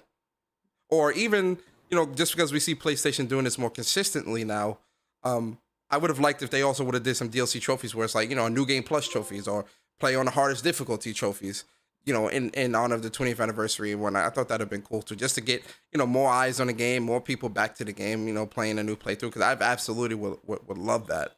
But, we'll see what Insomniac is working on. Either way, I think it's pretty impressive that Ratchet and Clank, reaching 20 years. I think that's really dope. And, here's the 20 more years of Ratchet and Clank and Rivet and Kit, right? Yeah, I mean, you have a series that, people love and adore. Like, you're not constantly putting out Ratchet and Clank games if people didn't like them. Yep. You know what I mean? Yep, that's a good point. 20 years is a long time. Facts. I agree. All right, man. Let's get into to a hot issue this week, Bari. Not an issue, but a hot news item this week that came out of left field. It's so hot that it doesn't. It's like sitting in a room thinking that it's real, but it's really virtual reality, or you don't know if it's virtual or if it's real. This man trying to segue. It might be virtual reality. It might be real. Who knows? That's how crazy this news is, right? You might reach out and touch something, and it might burn your hand. You understand? Or it might not, because it's not really there. But who knows? Somebody's hand, make it a better day if you can. Reach out and I love that song, by the way. But yes, I am talking about PlayStation VR2. Bari, we got the news. Yes, sir. We got the news this week that PlayStation VR2 is launching February 20. Where's the actual date? 23rd. So it's launching February 23rd. Oh, 22nd. 22nd? Okay, I thought it was that. February 22nd. And it's going to be, the base price is going to be $549.99, which comes with the headset and the controllers. But there's also going to be a PlayStation VR2 Horizon Call to the Mountain bundle, which will come with the headset, the controllers, and the game Horizon Call to the Mountain for $599. So pretty much $600. $600. And then they also announced that there is going to be a PlayStation VR2 Sense controller charging station that will also be releasing the same day, which will be $49.99. And pre-orders for the PlayStation VR headset go up on November 15th, exclusively at the PlayStation Direct store. But there's a caveat: in order to get into the November 15th date, in order to pre-order on November 15th, you only can pre-order by exclusive invitation. So you need to go to PlayStation.com and you need to actually sign in with your PSN account and register to potentially receive an invite via email to pre-order this headset on November 15th. So this isn't open to the public. This is only open to exclusive invitation. So keep that in mind. But Bari, there's been a lot of talk about this, right? Even prior to this news, we knew that there, obviously the PlayStation VR headset was going to be coming out early 2023, or around the earlier months of the year in 2023. And we have been getting a lot of news, but a lot of the speculation prior to us getting this news was the price point. And we knew that we saw that a lot of people were thinking that this headset was going to be $200, $300, $350, $400. And, you and I, we've spoken about the PlayStation VR a number of times here on What's Up PlayStation podcast. Mm-hmm. And you and I both agreed that this headset, with the type of technology that's going into it, looking at the advancements in the controllers, actually having the cameras built into the actual headset, and all of the features that we know that this is going to have, not to mention the high resolution monitors and the 90 to 120 hertz. There's a lot of technology going into this. So you and I both agreed this was not going to be no less than $500 at the least. What's your thoughts on the price? So my question to you, Bari, is what is your thoughts on the price point? Seeing all this news, the release date, and is this a miss with the price, Bari? Yeah, like in my personal opinion, like you said, on WUPS when we was like predicting the price, we always was saying like $500 to $600 when it came to PlayStation VR2, based off of the spec to price. We see things like a lot of things that people are missing with the PlayStation VR2 is like it's 4 cameras within the headset, controller tracking, and eye tracking per eye.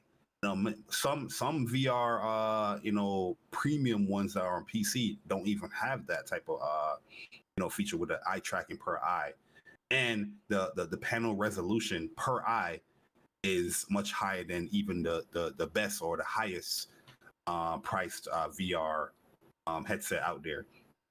So with that in mind, and PlayStation really and truly the only ones to be pushing VR on console, it makes perfect sense. I feel like they nailed the actual price with $550. You know what I mean? Because one, you really have nothing to really compare it to, or as far as like a actual competition within the console space. Two, you can't really charge it up thousands or whatnot for a console. But I do feel that price range with the specs, honestly, I feel like it's a bit cheaper than that they can actually even charge. But I feel like the price is great.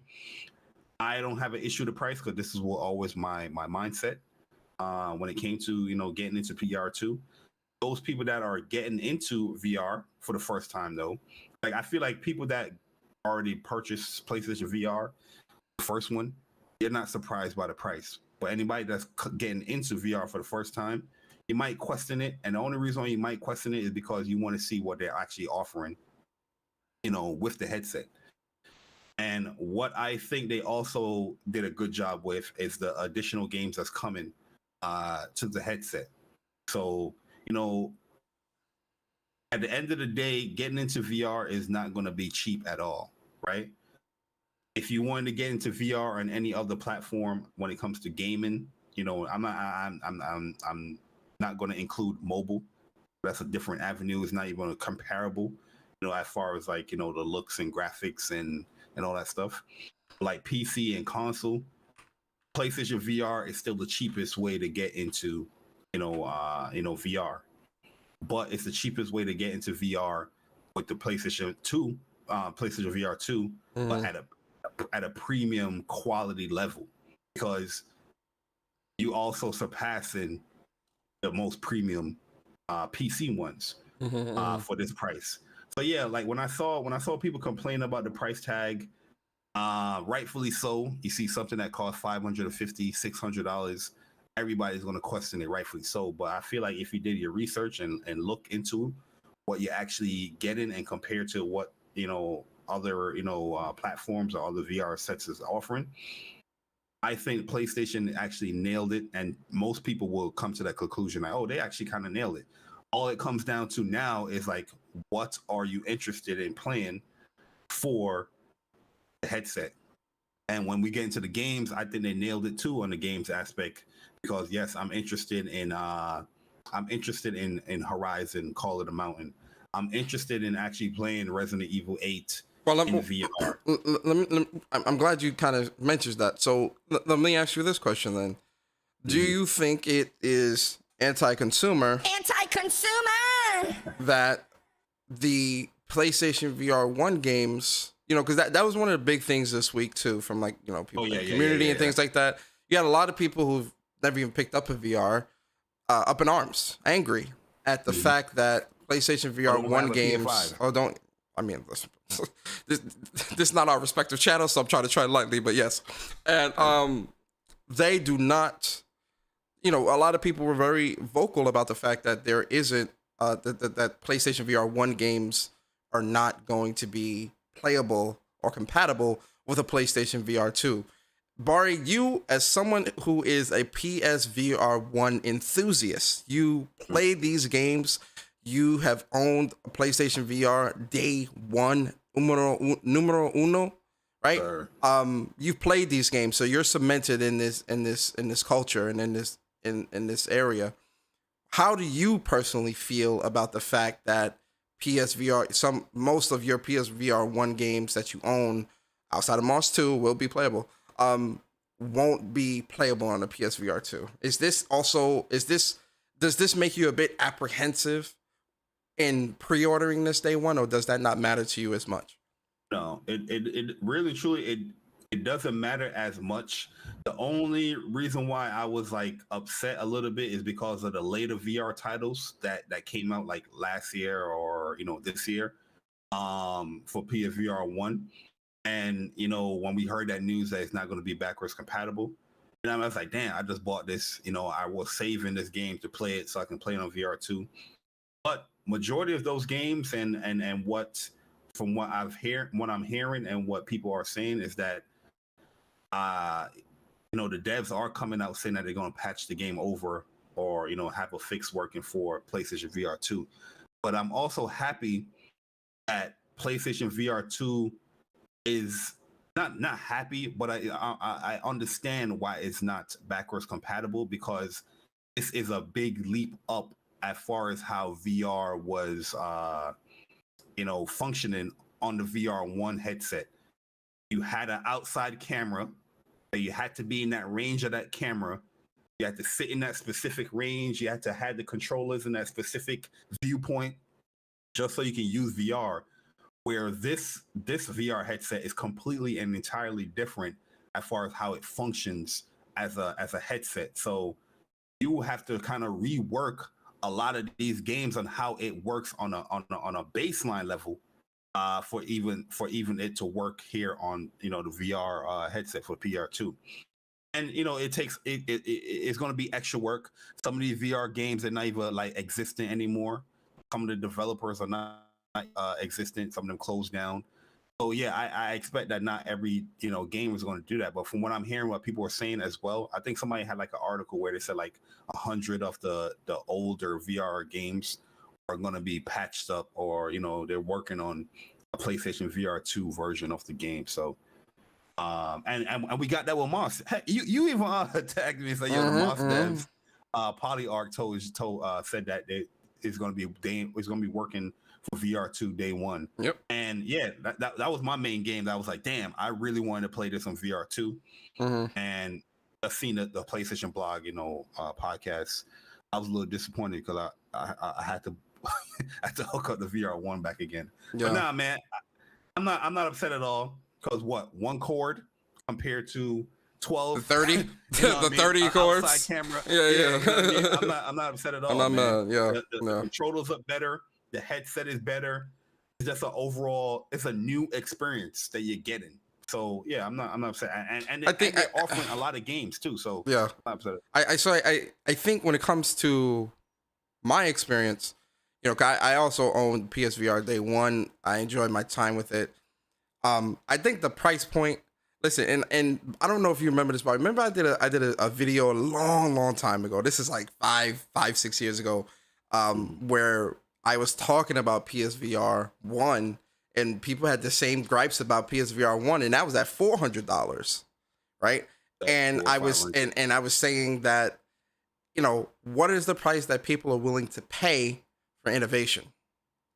Now, I think when we look at PlayStation VR 2, or even PlayStation VR in general, I don't think VR is an enthusiast device. It's an enthusiast product, right? I don't think it's meant to be something that is supposed to have mass adoption, at least not out the gate, because obviously people are going to look at that $500 price tag, and that's definitely going to deter a lot of people away, especially when you have to have a PlayStation as well. So we're looking at $1,000 plus out the gate. That's just the sniff. That's just the sniff the VR experience, right? So I think in itself, it's an enthusiast product. And I think when you're dealing with enthusiast products like this, it's not meant for everybody. It's the same thing with the Pro controller. And PlayStation understands that. Yeah, and I think PlayStation understands. That's the reason why they looked at the 5 million sold with PSVR 1 as a success. Because if that wasn't a success, we absolutely wouldn't be getting a PlayStation VR 2 because there's a lot of R&D and collaboration and whatnot that goes into building something like this. So whatever success that PlayStation saw with the first one, they deemed it worthy enough to say, you know what, let's go back to the drawing board. Let's get the second one out there because we can do better and we feel like we can reach a larger audience. Okay. And I'm happy that they're doing that because I think VR is a unique experience that I enjoyed. So I think when it comes to the price point and what they're trying to offer, I personally am like, yeah, this is dope. I'm on board with this, especially coming from the heels of PSVR 1 and how much of a tedious task it was to just set that up. It got to the point where I just didn't even want to set it up no more. I'm just like, yo, man, that's what it just you know, it's in one of my boxes with a bunch of wires and all this other shit. Like, you know what I'm saying? But with PlayStation VR 2, one cord, plug it into the USB-C port, pop it on, play, have fun, and boom, that's it. That in itself is a huge leap where I'm like, yo, that's fire. Then we're looking at the types of games that we're getting. Because the thing with PlayStation VR 1 was there was a lot more experiences and not necessarily games. There was games, Firewall, you know, rigs, and I feel like there was a lot of games. Yeah, obviously there was a lot of experiences, but when I hear experiences, that's more like a demo or just to show off the tech. But there was obviously the games is showing off the tech because that's what is there was definitely games that like Farpoint, Battle Zones, Eve Valkyrie, Rigs. There were definitely a lot of games there as well. But I think with PlayStation VR 2, now that I think a lot of the developers have a handle on what this is and how they want to build it out, I think what we'll get with PlayStation VR 2 is definitely going to be much bigger experiences in itself, just in general, like much more bigger actual games. The hardware is better. Yep. That's on the device, the headset alone and the console alone is a far leap from the PlayStation 4. Yeah. So yeah, you're going to get better producing games for sure. And when even a lot of the games that's on PC, you're probably going to see a lot of those games being poured over because the tech is there. And then when it comes to the PSVR 1 games not being playable on PSVR 2, listen, man. If it would have hindered the technology, I don't want it. Really and truly. And really and truly, I want to play the new shit anyway. So that's kind of where my mindset is. Obviously, I know everyone isn't going to be like that. Kind of like, well, you know, now this is just money going down the drain. I spent all this money on these games. Oh, you did? Show me. Well, I shouldn't have to show you. You should just take my word for it. Shut up. Yeah, majority of the games that we have now in VR is because of PlayStation Plus. If you've been having PlayStation Plus or subscribing to PlayStation Plus for years, you have a lot of VR games. I mean, a lot. And PlayStation already confirmed that the 100 of the most popular VR titles will be updated. Yeah, that's what it was saying. So I'm like, all right, you're gonna update the most popular 100 games. Cool. And we getting brand new experiences. Cool. And it's a better, more technologically advanced device. Cool. Where I'm sitting, I don't see an issue. This is what I want though. If PlayStation, if you're listening, anybody that's VR and listening, bring back Riggs Mechanical League. Bring that game back. That game in today's day and age would do so well. Now, that was probably one of the best VR experiences. And that was a launch game. That was a launch title for PlayStation VR. And it has the eye tracking now. I mean, VR always had the eye tracking stuff, but yo, that technology in that game was amazing because you was using your head or your eyes to move around, just to move your rig around. It felt real. So bring that back. Also, no bullshit. Yo, Riggs. I remember the first time I played Riggs, bro. Yo, moving my head and doing all that, bro. That was an experience, bro. I am not gonna lie, man. Yo, Gorilla Cambridge, I miss those guys, man. They killed it with that Riggs game. Yeah, yo, Jed said that was a game that got him sick, but Rig had two settings, so you can do it where you move your head So you could it would turn the rig around or move the actual like robot thing that you're in around, or you could do it like the old school way by turning with the controller. I stuck with the head because it felt more natural. But yo, the online was dope in that game. It felt like a real like combative competition game. Like he was part of like a tournament, like a league. Yo, that was amazing. Yeah, and the announcer, all of that shit was just like hella fun. It was dope. Man. It was dope. And each rig was like different. Like the vampiric, it had like a vampiric rig. That when you shot the beam, like it was ciphering life. Yo, that jump was broken, bro. Like that jump was good as hell. Yeah. And also bring back Farpoint, man.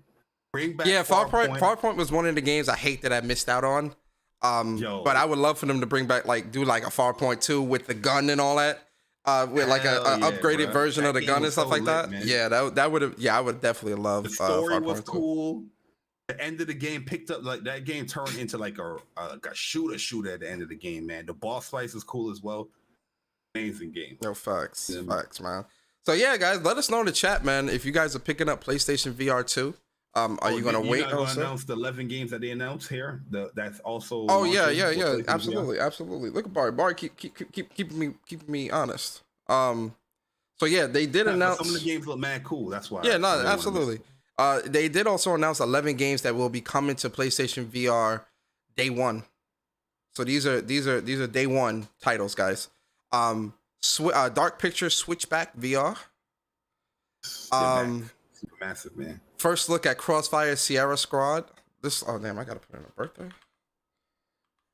Yeah, so this is Crossfire Sierra Squad. It's pretty much like a first person shooter VR game. It looks pretty cool. Which I'm excited about. Like I want shooters. Like my whole thing, I definitely want shooters in VR. That's what I want to really play. So this is definitely like top of my list.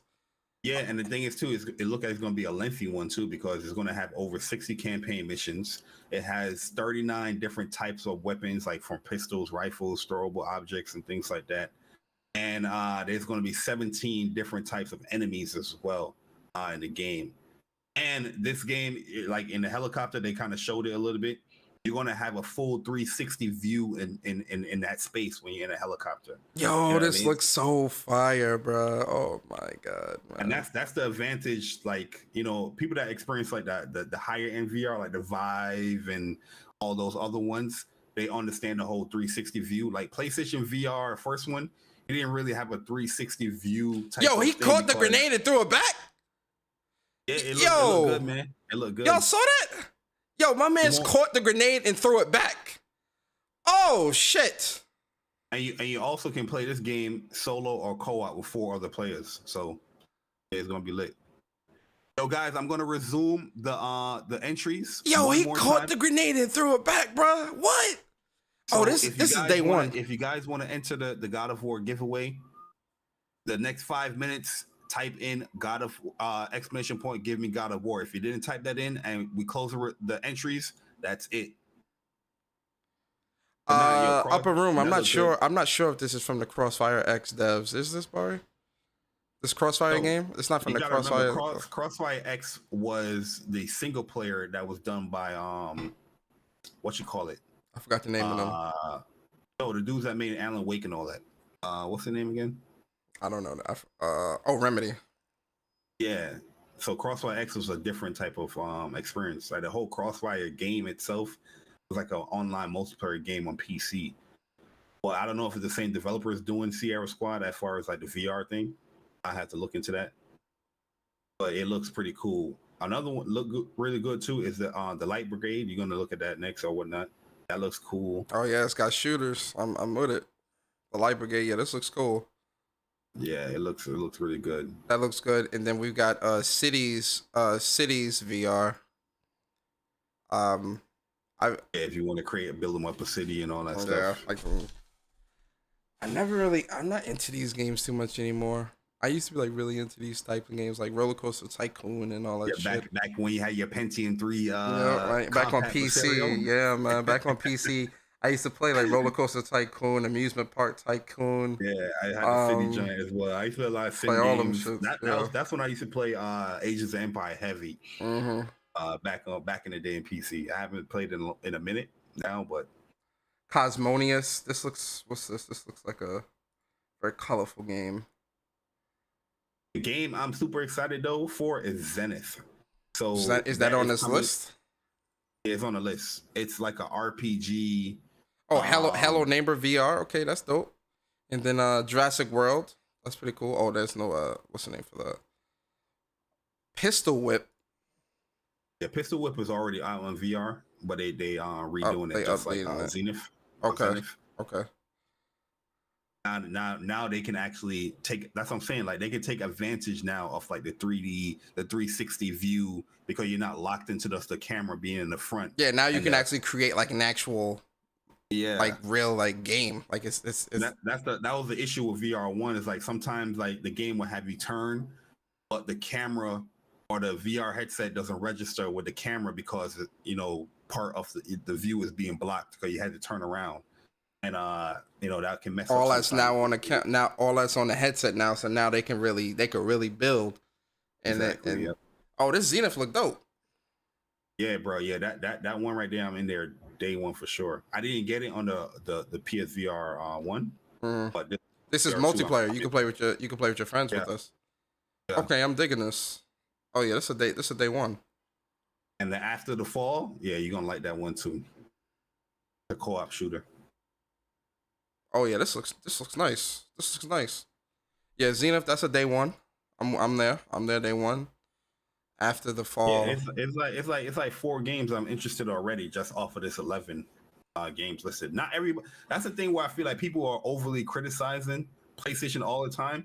Is because people's like, oh, these 11 games is not enough to warrant the price. Like, yo, nobody's playing 11 games, bro. Who's buying all these games day one? You're not. Most of the time, they're just issuing like, all right, here's 11 additional games that's launching. Whichever ones interest you, you're gonna play. You're gonna pick up.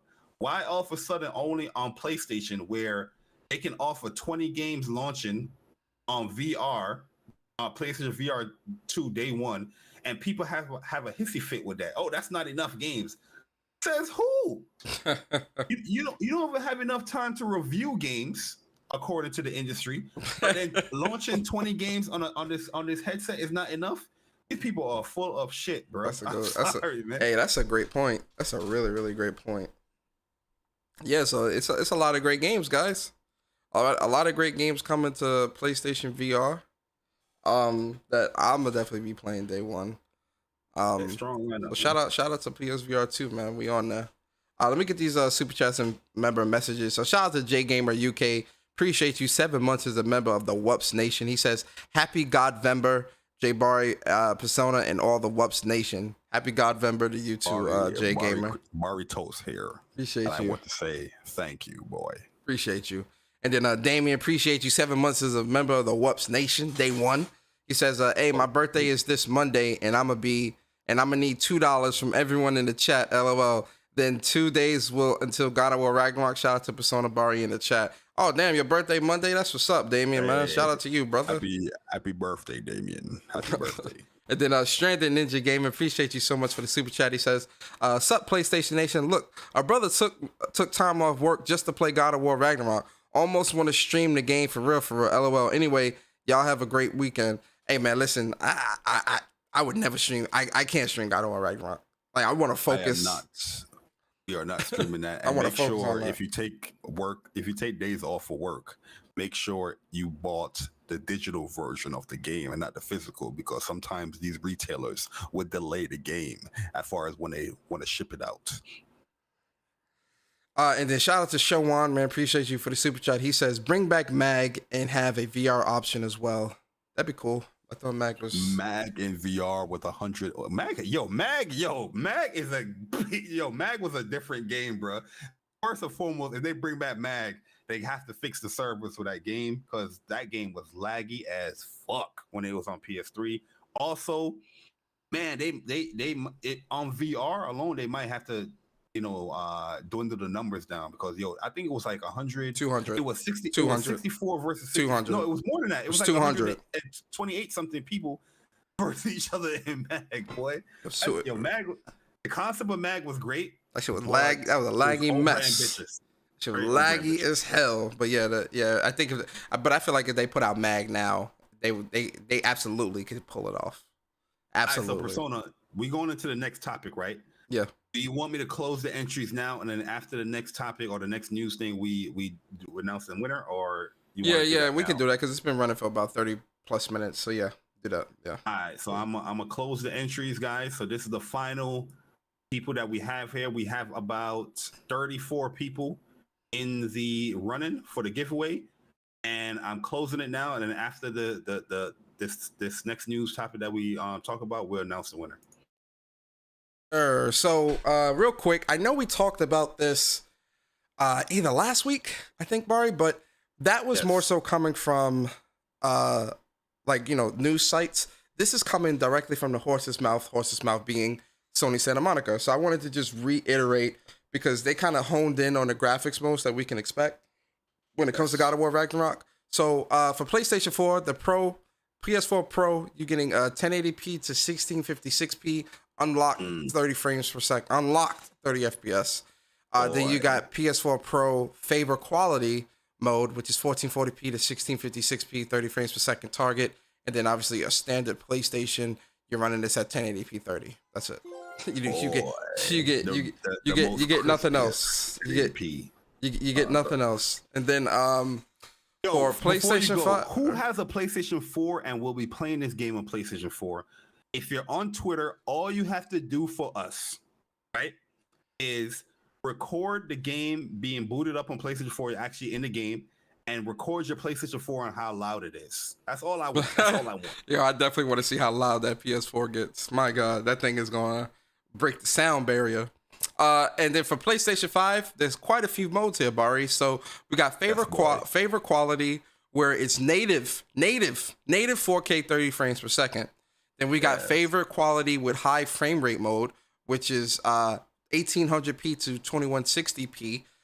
Dynamic resolution with a 40 frames per second target. Then we've got a favor quality plus high frame rate plus VRR mode, which is 1800 to 2160p with an unlocked 40 frames per second. And then we have favor performance, which is between 1440p and 2160p resolution at 60 frames per second. Then we have a favor performance high frame rate mode, which is 1440p with an unlocked 60 frames per second. Then we have favor performance high frame rate and with VRR, which is 1440p and an unlocked 60 frames per second. So yeah, these are a lot of different modes for PS5. I'm happy that they're giving a lot of players different options to experience this game. So looking at all these modes, Bari, where do you see yourself landing? Well, Persona, as Bari Toast here, I want to say that I will be playing on favor quality with high frame rate and VRR, boy. At first, I'm going to be playing that mode because from what I experienced with the other games in that mode, it's very smooth. So Spider-Man, Ratchet and Clank, Horizon, very. I don't think Horizon has it on lock though for 40. Ratchet and Clank and Spider-Man does, I think. Look back and see. Matter of fact, I think we should all do that for a test, like after the podcast. We're just like, all right, let's see. But I will be starting at that mode first. But I'll be honest with you, I will be going over to the favorite performance, high frame rate, VRR. You know, probably like mid towards the middle of the game and towards the end of the game, for sure. But you know, you want to take those screenshots. You know what I mean? Yeah, I want to take those nice screenshots and what. Yo, listen. Yeah, it's gonna be a screen. It's gonna. So yeah, that's. I ain't gonna lie. That's a bit of a L, a little bit of a disappointment. I'm not gonna lie, but you know, we still taking screenshots. We still taking screenshots of vistas and all that other stuff. So that's not a problem. And you know, the combat videos are gonna be flying. You understand? Boy, I would have let you know that the frame rate will be as smooth as my head. All right, now it's time to end that. now it's time. But yeah, I think for me, favorite quality, high frame rate VR mode, I'm starting off there. And then I don't know if I'm gonna do either. I am gonna do favorite performance, but I don't know if I just want to do favorite performance or favorite performance high frame rate VRR. Favorite performance high frame rate is probably going to be like 90 frames. It's going to be like 60 to 90. But with that VRR, it's going to be like 90 to like, they're saying 60 because that's the baseline, but it's going to be like 9 to 100, 120. Yeah. We'll see. We'll see. But I'm definitely starting off favorite quality, high frame rate VR. But let us know. Remember, guys, you need HDMI 2.1 and a capable TV. Yeah, if you don't have that TV or monitor, you won't get that. Obviously, PlayStation supports, and you get a HDMI 2.1 cable. But if you don't have the actual TV and the monitor that supports that, you won't be doing any like VRR type modes for the game. So let's remember that, because I know Persona, there's going to be that one person like, well, they promised that I could do this. They said this is anti-consumer. Anti-consumer! Why is it that you're making me have to buy a $2,000 TV with 2.1 HDMI? It should be backwards compatible. It's like, no. So yeah, shout out to... I wonder why people aren't like saying, oh, you need to have a $1,200, $2,000 TV to get the full capabilities of the PlayStation 5, like they're doing with the VR. Let me shut up. All right, man. So go ahead and announce the winner that second God of War copy, Bari. All right, here we go. This is the second copy of God of War Ragnarok Digital Deluxe Edition. Once again, guys, congratulations to B Money for winning the first one. But the second person that we announced here, or whoever got picked from Streamlabs, just remember that you will get your code for the Digital Deluxe Edition that Wednesday, whenever me and Persona actually receive our physical, collector's edition or Donar edition, at our house. It's going to take a while for it to come. So when that Wednesday hit, and if you're not playing God of War, don't get mad at us. We're just waiting for that shipping for it to come to our house. Okay. All right. So here we go. Persona, are you ready? Yes, sir. Let me know when should I click it. Yo, click it. Good, click it. That was a terrible drum roll. That was a beautiful drum roll, by the way. That was terrible. You gotta have more faith in yourself. That man. was terrible. All right, here we go. Yo, winner is Arcade.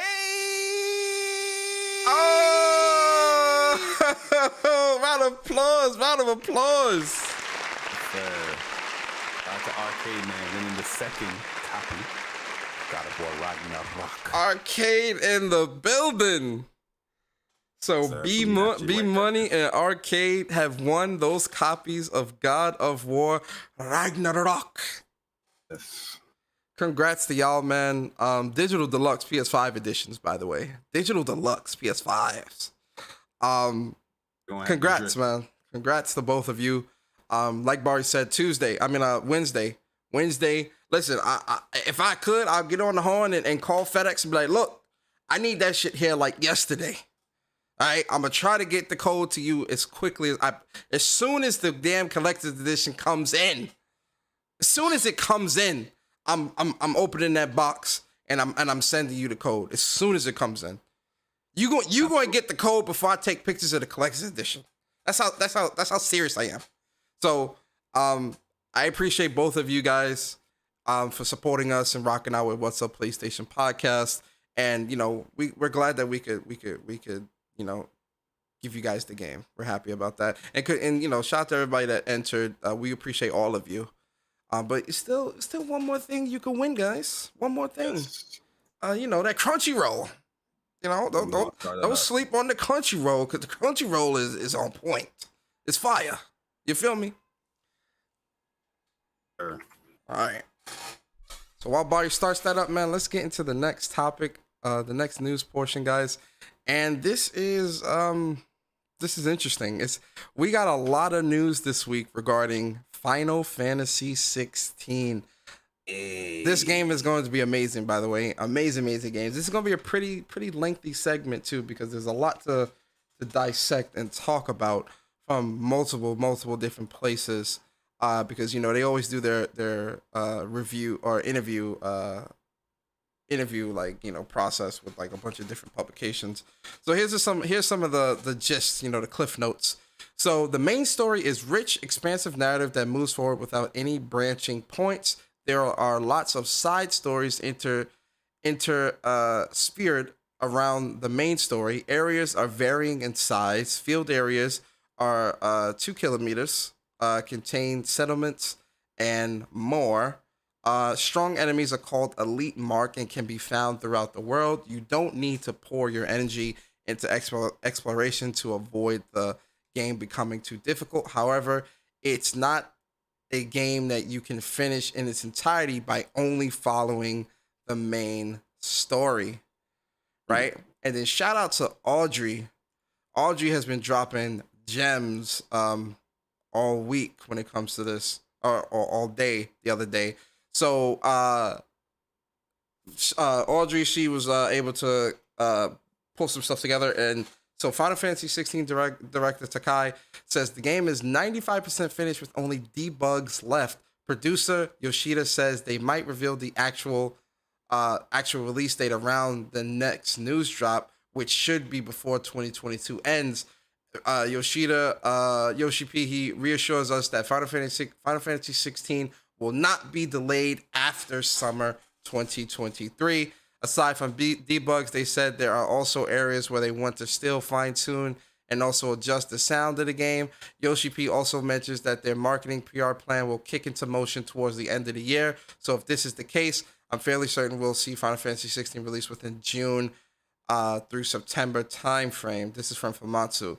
One of the other things, too, that came out from this, from Audrey, was that there is going to be a demo as well for the game.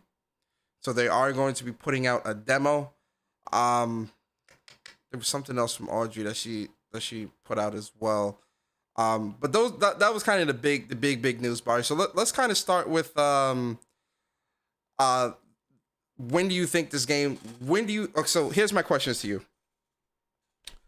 When do you think the game's going to be announced? When do you think the release date is going to be announced? What do you think the release date is going to be? And yeah, let's start there. I feel like they're going to hit whatever the game's going to release. They're going to hit down the nail. I don't think nothing's going to stop them from what we're hearing and what they're saying.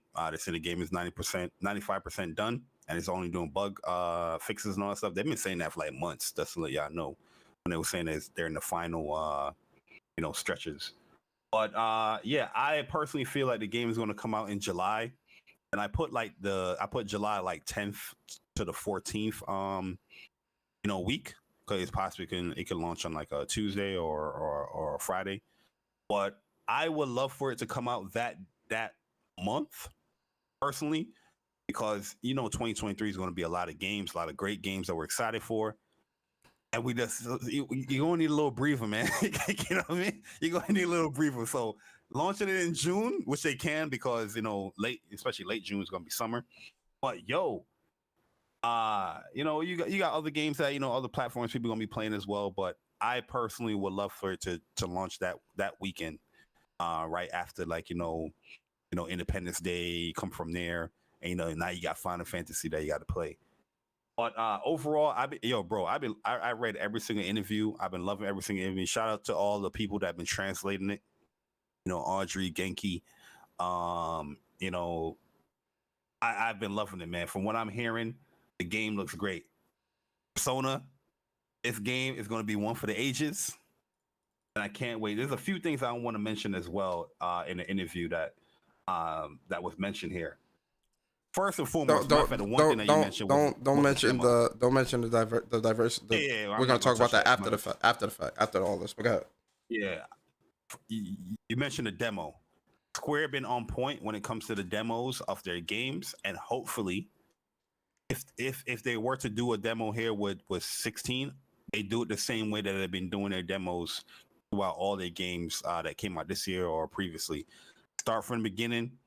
You reach a certain point, the demo's over, and you can continue your save from the demo to the retail game. They did that twice now too, because they did that with Valkyrie Elysium and they did that with Star Ocean. Yeah, they've been doing it with a lot of their games, and I feel like that's the best way to do it for me personally, because I don't want to play the game at a certain point And then I'm just like, yeah, I'm gonna replay it, but I don't want to be spoiled within any type of the game. So the starting like the beginning, I think that's a good point. Have the saves carry over. When you have the retail game, you continue from there. You know what I mean? So that's my thoughts on the demo. The story is going to be centered around Clive and his friends that he's going to be encountering throughout the story. But it also said here that this game, when it comes to the battle system and the style, is heavily inspired from Final Fantasy V. Final Fantasy V was heavily focused on like the job system, right? The classes.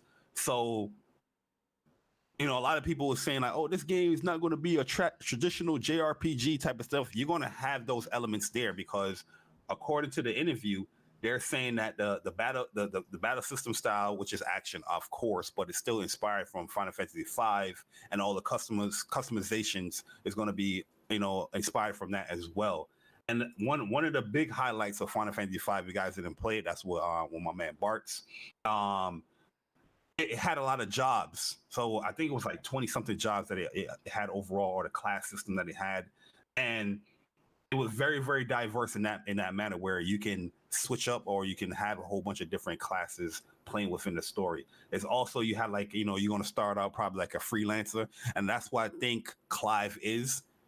If you think about job level, like he's the freelancer that he can just, that's the starting point, but then you can build into however you want or whatever class system that you want to build them up to. So I love that they, the vibe persona. You had a conversation, people are very turned away or turned off from the whole action thing, but they're still keeping all of the core elements tried and true, even though it's an action game. My whole thing is, after playing Final Fantasy VII, I don't understand how anybody could think that going the action route, Square would mess that up.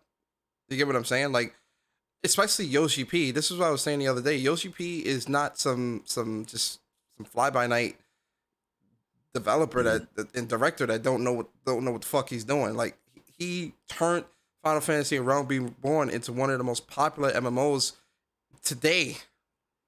Like, looking at him and he loves this franchise. He loves the fans. He understands the expectations from the fans.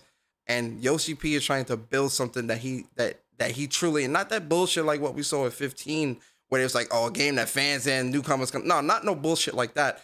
Yoshi P is trying to build a game that in terms of story, combat, gameplay, everything that is going to resonate with fans and be able to pull in newcomers because of the aesthetic, storytelling, and combat. If you can't see past that, because listen, I love turn-based games as much as the next person. Trust and believe. I will never turn my back on a turn-based game. But you can't put an action JRPG into a separate category. It's all still JRPGs. Regardless if it's turn-based or action, it's still a JRPG.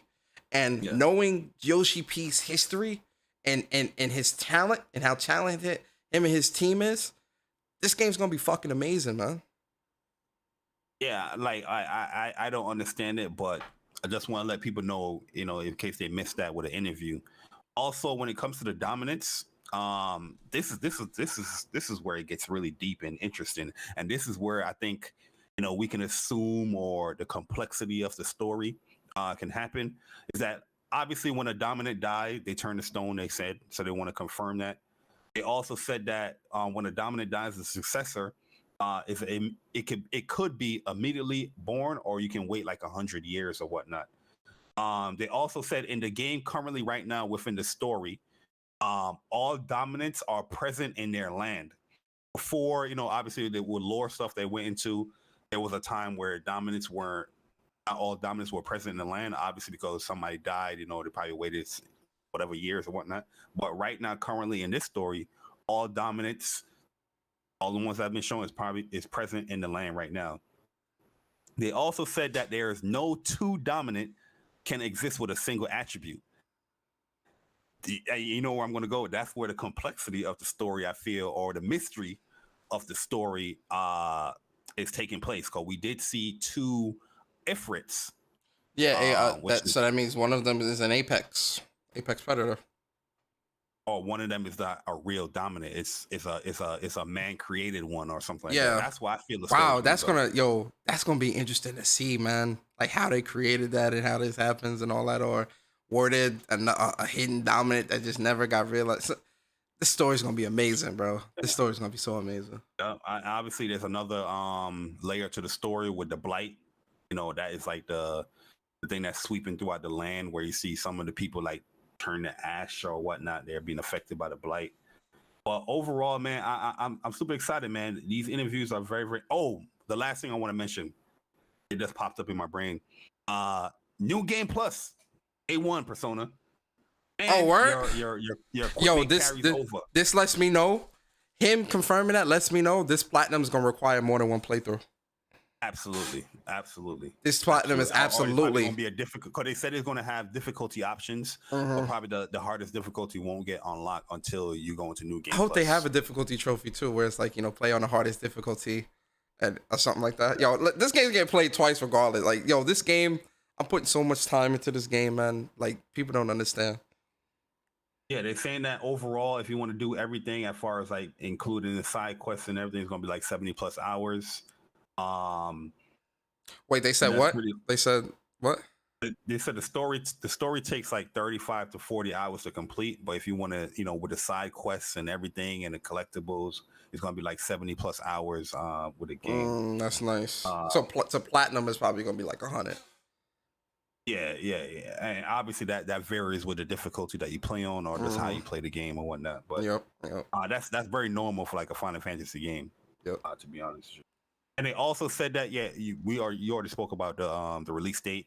They're going to be announcing that before the end of the year. What do you think, Game Awards, or is it going to be like another State of Play? I think Game Awards. It just makes sense for the Game Awards. Yeah, I could see Game Awards. Game Awards is February. No, not February. It's December. Yeah, it's December 8th.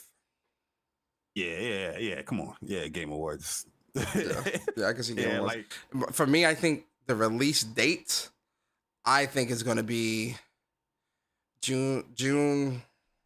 Oh, so you going late June? Yeah, it's going to be like late June. Let me look at my calendar real quick. I think it's going to be June. I don't think they're going to go into July. June 23rd. Because summer officially starts the 21st, which is a Wednesday. Yeah. And then they can have it released on that Friday, June 23rd. Let me see. It's either going to be June 23rd or like 27th or something. Or it might release on 4th of July, because 4th of July is a Tuesday. But I would have wanted to do that, because I probably won't be home, bro. I would have wanted, bro. I'll be so mad if it's 4th of July, bro. Which I don't think no game really launches on 4th of July. Which game have launched on 4th of July? We don't know. I mean, they could be like, trying to go for it. They also said too that all this shit is popping in my head, that this game is going to be a very dark, realistic, not realistic, but mature theme Final Fantasy. So they're going to be having their Moogles and their chocobos in the game, but their approach as far as when it comes to the Moogles and the chocobos, it's not as lighthearted as other Final Fantasy games would have them. So, but those elements are still going to be in there. Like the Final Fantasy stuff is still going to be there, but it's going to be more mature and dark themed.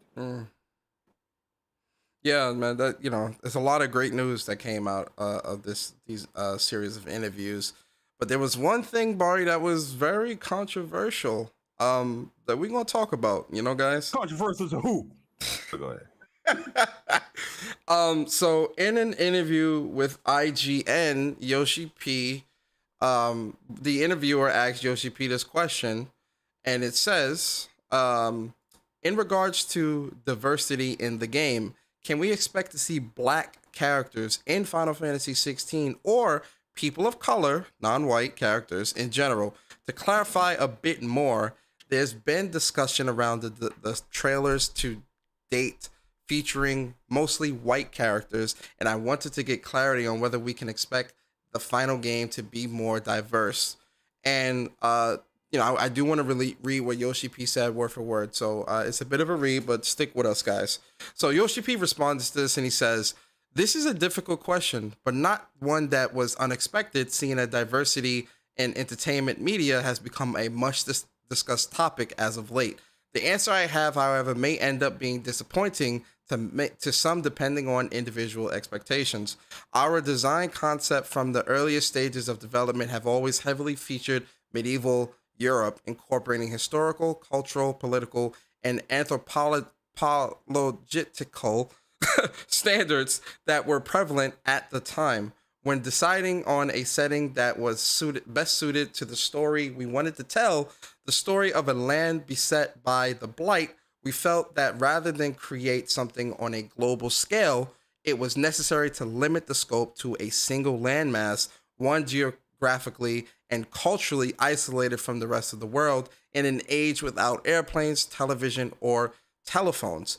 Due to the underlying geographical, technological, and geopolitical constraints of this setting, Valistia was never going to realistically be as diverse as, say, a modern-day Earth, or even Final Fantasy XIV that has an entire planet and moon worth of nations, races, and cultures at its disposal. The isolated nature of this realm, however, does end up playing a large part in the story and is one of the reasons Valistia's fate is tied to the rest of the world. Ultimately, we felt that while incorporating ethnic diversity into Valistia was important, an over-incorporation into this single corner of a much larger world would end up causing a violation of those narrative boundaries we originally set for ourselves. The story we are telling is fantasy, yes, but is also rooted in reality. Conversely, the Final Fantasy series of games have always inherently dealt with conflict and struggle, especially between the empowered and those used and or exploited by those privileged few, a prominent trend in human history. In a game that by design allows players to experience that conflict and struggle firsthand through dynamic, realistic battles, it can be challenging to assign distinctive ethnicities to either antagonists or protagonists without triggering audience preconceptions, inviting unwarranted speculation, and ultimately stoking flames of controversy. The best part of pulling inspiration directly from history, however, is that it allows us to revisit and re-examine our own past while also allowing us to create something new. I think we can stop there. we understand what he's saying there, but it really and truly what he's just repeating what he's saying. He's basically saying that this world is confined in a specific. I was gonna say specifical. What's that? Specifical. is in a specific location, and he's not saying that the game won't have people of color, in the game.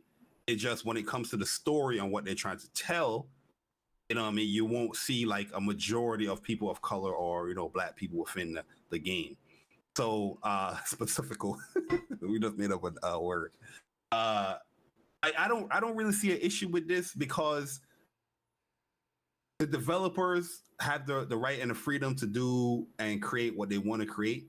And obviously we know with Square Enix and Final Fantasy games, they have already included or incorporated people of color within their games in the past, or heck, with one that's coming out very, very soon. So I don't know why, the question was a great question. I'm not even knocking the question.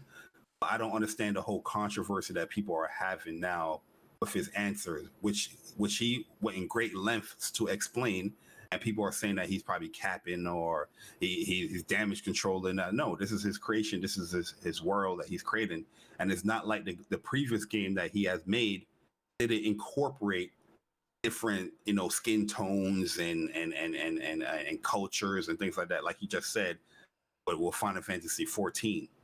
You know what I mean? So I can also see a whole bunch of controversy that will happen, right? If you do incorporate what people want, as far as like people of color and whatnot, and they are dying from the blight, people will have an issue with that. You remember with Resident Evil 5? Before I even started Resident Evil 5, I went into that game, was like, people was like, oh, they killing black people.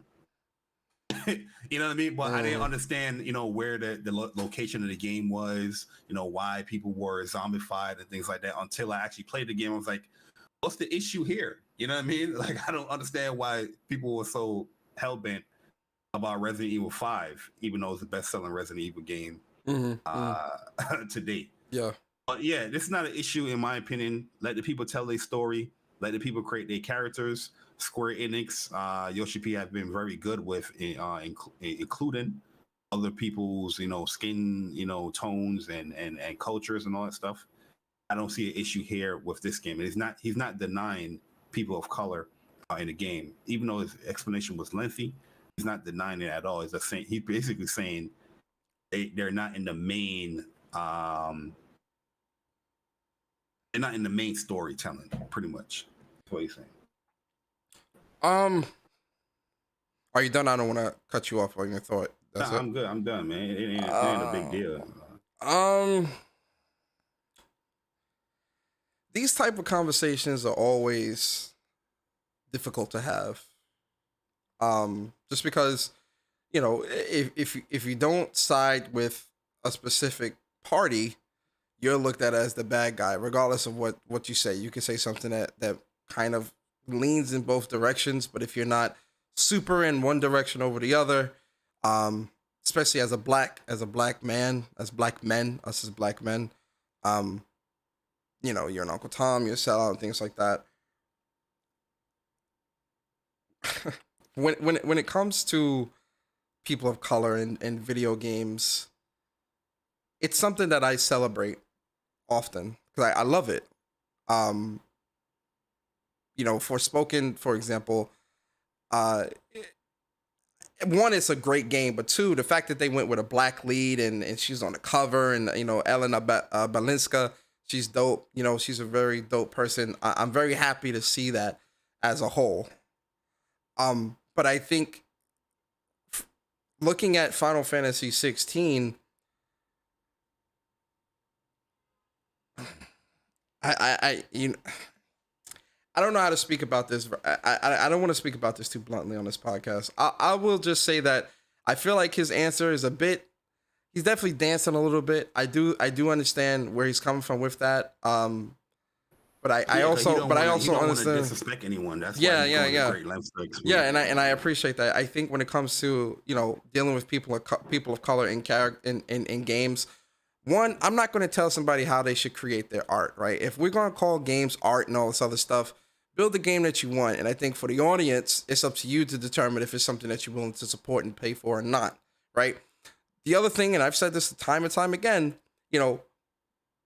this is why I want more black people in seats as developers, right? I want them in the boardroom. I want them in the meetings. I want them in the building of these games, because I feel like that's where the true influence is. This might sound a little fucked up, but I do want to say this. I don't understand why we constantly, and I'm speaking to us as black people, I don't know why we keep looking to white people. You know what? Let me listen. Nah, you say why you can't do it yourself is what you're trying to get to. You was about to give the Yoshi P answer. You was about to, let me shut up. Listen, at the end of the day, man, I think at the end of the day, if you really want to speak with your wallet, buy the game or don't. I'm gonna leave it at that. Because if I go down this path, it's gonna start a whole nother conversation. I'm good. Vote with your wallet. If you disagree with the direction with this game and the lack of people of color, which is your prerogative and you're free to do so, vote with your wallet and do not support the game. That's the optimal way to let people know that you mean business when it comes to representation. And that's it. I'm gonna leave it at that. I mean, it's an interesting question. It's a good question, but I don't think it's a big issue, personally. I'm a person of color. You know what I mean? Yeah, it's not a big issue, because I know that other games that it's from this publisher or the developer, they have represented people of color. So yeah, that's the thing, man. Like I would love to see more people of color, but I don't understand why black people keep looking to white people to do this. Build your own. But let's move on, man. Let's move on. I feel my blood boiling. Let's move on. Let me just announce the winners of this. The Crunchyroll. Shout out to the three of you guys, the three weaves in the chat, and the winner is a man Walter. Shout out to Walter, man, winning the Crunchyroll. This is a Crunchyroll Premium, by the way. This ain't just regular.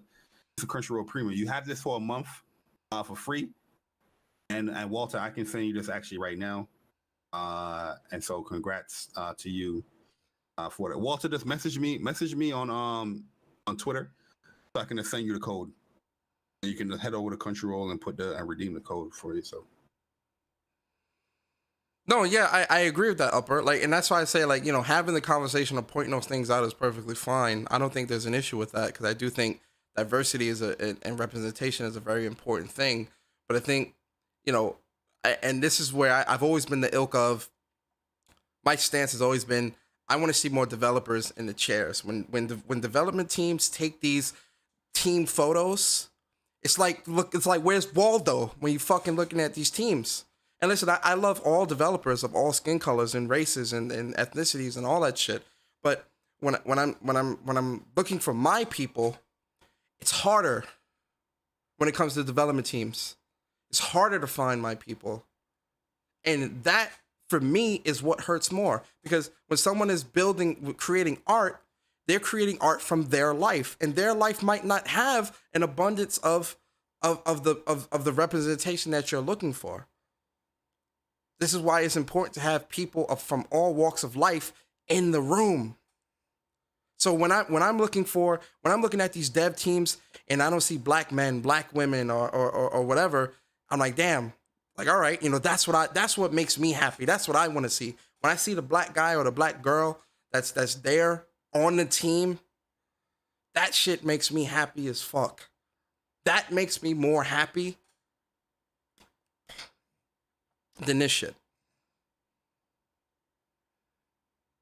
And because they're a part of the conversation.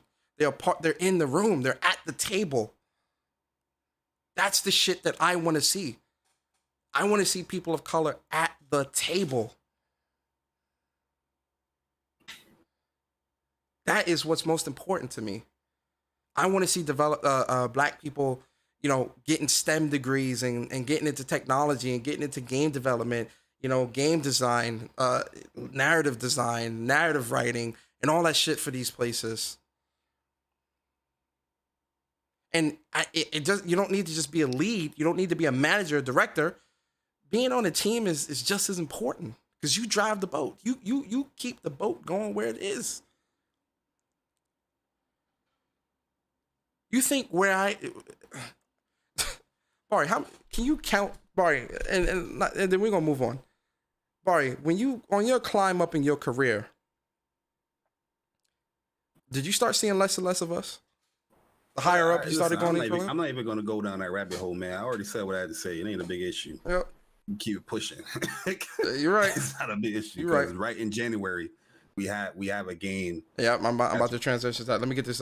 Yo, Stone, appreciate you 3 months as a member of the channel. She says 3 months. I know that's right.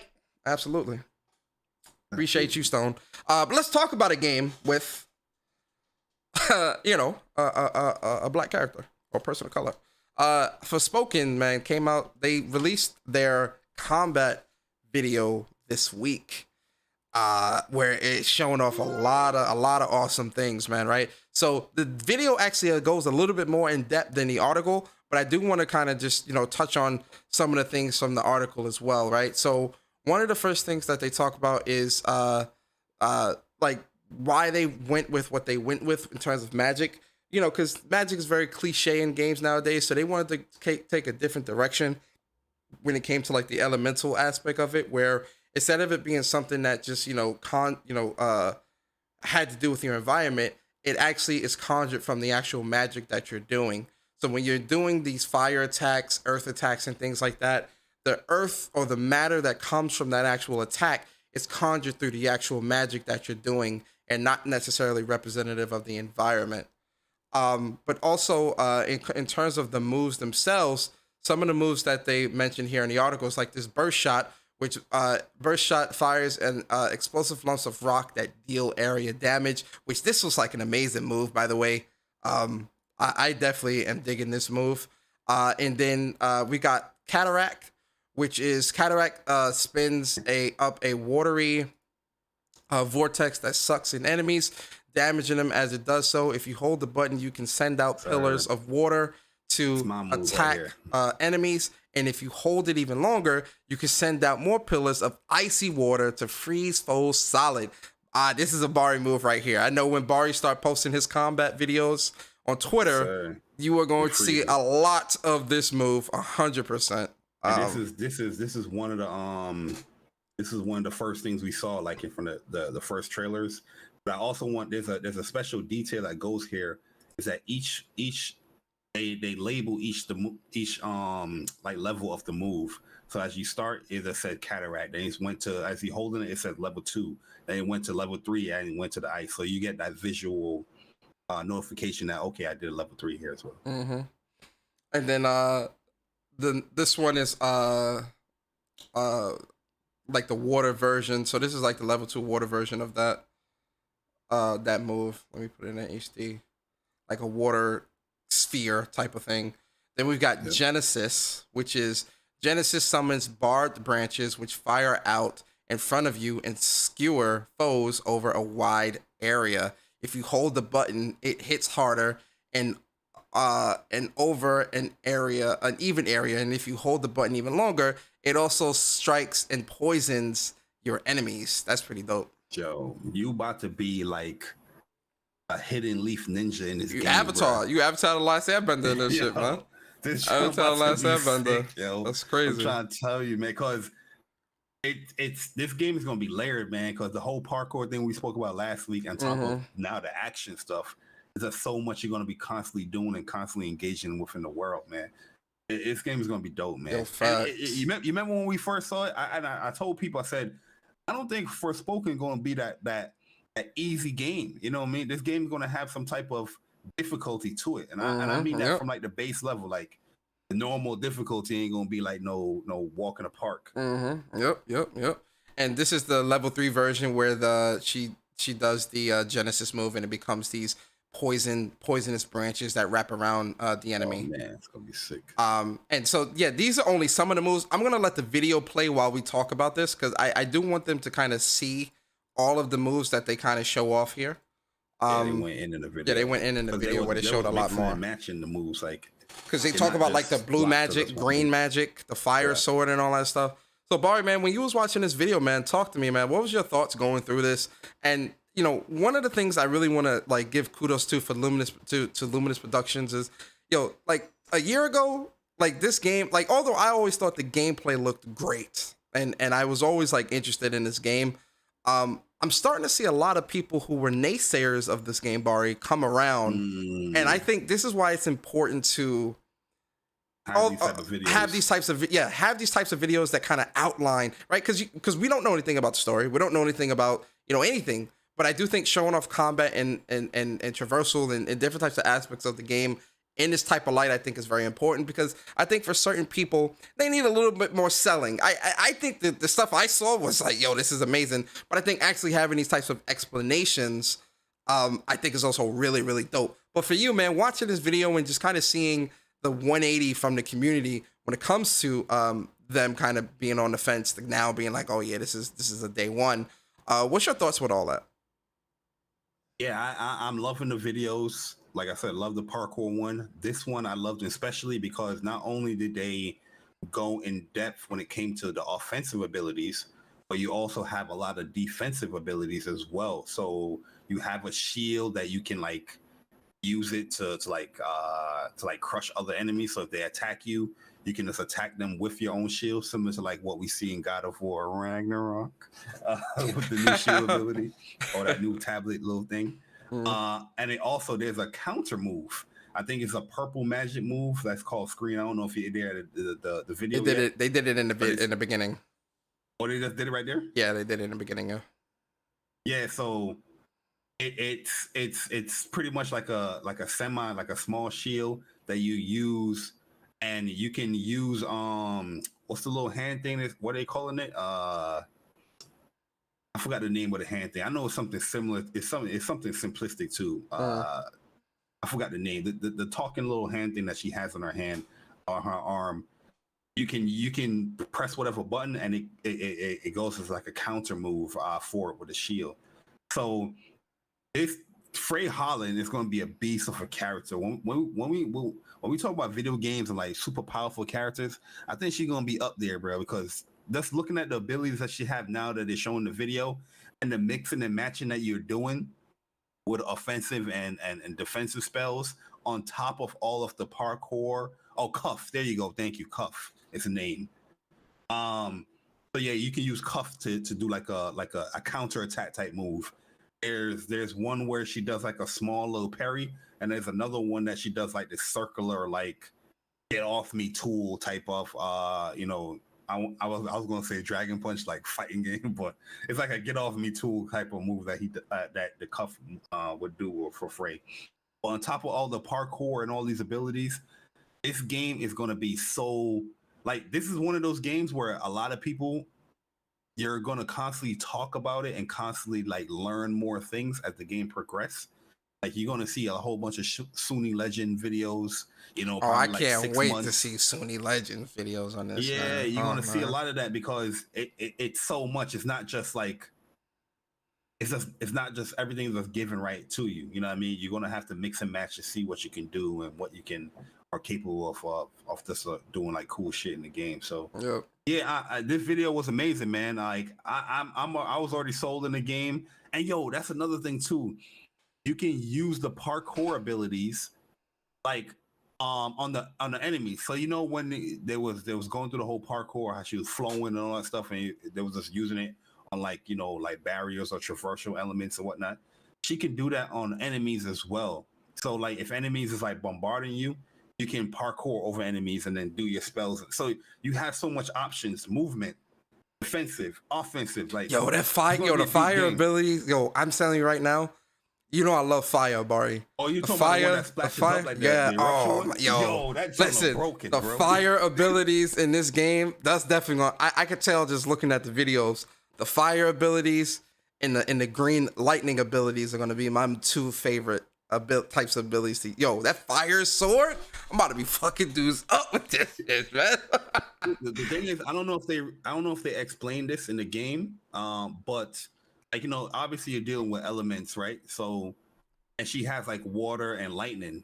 Like, I wonder, like, if it's gonna have like, oh, if you soak this enemy with like water, then you drop, with a lightning ability, it would. Yeah, they did. They did explain that certain enemies are definitely gonna have vulnerabilities to certain attacks. Okay, so yeah, that's gonna make the game even deeper, bro. Like, this game is gonna be deep, man. Yep. And it's a JRPG, Bari. It's an action. This is an action JRPG. People don't know that. Someone of color. Yep, with someone of color, which is great. And so people mid. Yep. Not interested in. Crazy. But. So yeah, man. Listen, Forspoken comes out January 24th, 2023, guys. It's a day one for me. Let us know in the comments and in the chat. Is Forspoken a day one for what, you? I'm getting Infamous vibes of this game. Like every time I see this game, I think about Infamous. I don't know if that's just me. But I'd be like, damn, man, I wish I could get an Infamous like this type of level. Like, let me shut up, man. I love Infamous. Infamous is amazing. One of my favorites of all time. Sticking to the topic of Square Enix, man. So there was rumors going around, Bari, of Square Enix doing so there was this Symbiogenesis project name that was going around, which had people thinking that Square Enix was going to be doing either reviving the Parasite Eve series or something like that. Yeah. So there was a lot of that floating around, Bari. But then Square Enix dropped it on us. They have announced a playable NFT collectible art experience. So what Symbiogenesis is an NFT art collectible experience. It's not even a game, it's an experience. And players can use as a character in a story that takes place in an alternate world where the player can Untangle a mystery by completing missions that revolve around questions of the monopolization and distribution of resources. Wow. Wow. Wow, man. I'm good. I'm disappointed too because I missed out on Parasite Eve back in the day. I didn't get to play that game. So when people was like doing the whole rumors and all that stuff, I was like, oh, cool. You know what I mean? As they gave me my L, like you didn't play Parasite Eve. That's an L, Bari. I was like, damn, I would love to get into it. I'd love to play it. So I'm down for whatever remake or remaster, whatever they're doing. But yeah, when I saw this article, I shook my head, man. I shook my head. I'm just like, yo, this is absolutely disgusting. They did say they was going into that stuff, but yeah, they did. They did. Another quick news, real quick, Bari. So Embracer Group, they acquired Eidos, Square Enix Montreal, and Crystal Dynamics. So they shut down Square Enix Montreal, which they renamed to Onoma. It has been shut down, which they had announced their new name. So the Onoma or Square Enix Montreal staff, they've moved to Eidos Montreal. Eidos Montreal has canceled an unannounced game. And then Onoma was part of the acquisition that saw Embracer take control of Eidos and Tomb Raider, Deus Ex, and Legacy of Kain franchises. The company informed the staff on Thursday. So some of the big takeaways from Eidos as well, Bari, is that they're working on a new IP, which was recently rescoped. They're working on a new Deus Ex game. And so, yeah, man, Square Enix Montreal is shut down from Embracer. Yeah, that's crazy because, yeah, we just heard news of them renaming to the Onoma, right? Or is that's what it is? Onoma? Yeah, Onoma, yeah. And, yeah, then like a couple of weeks later, it got shut down. So that sucks to hear. Acquired them just to shut them down. That's crazy. Yeah, that's definitely not good to hear. But oh, sir. And you remember, I was questioning people when it was like they was excited about this. I was like, yo, really, truly, what Embracers really have been putting out? You know what I mean? Like they getting all these IPs, but they're not really bringing these IPs back. Everybody was talking about, yeah, they're gonna bring this back, bring this back, bring this back. They're not really doing. What's funny, Bari? What did I say about like Let me shut up, man. All these acquisitions people think is great for the industry. We just lost another studio from the industry. But don't worry, it's great for gamers. That's what they say. But this is great for gamers. I should listen to Sean Layden. They ain't listen. Well, shout out to Sean Layden, man.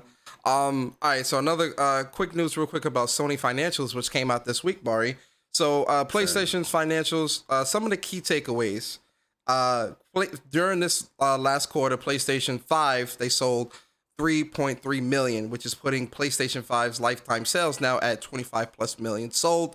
And then the other big thing as well is their PS Plus program. So unfortunately, Bari, they lost 2 million PlayStation Plus subscribers, but they still reached financial records year over year for actual revenue generated from PlayStation Plus, which they're saying is being attributed to the different tiers now.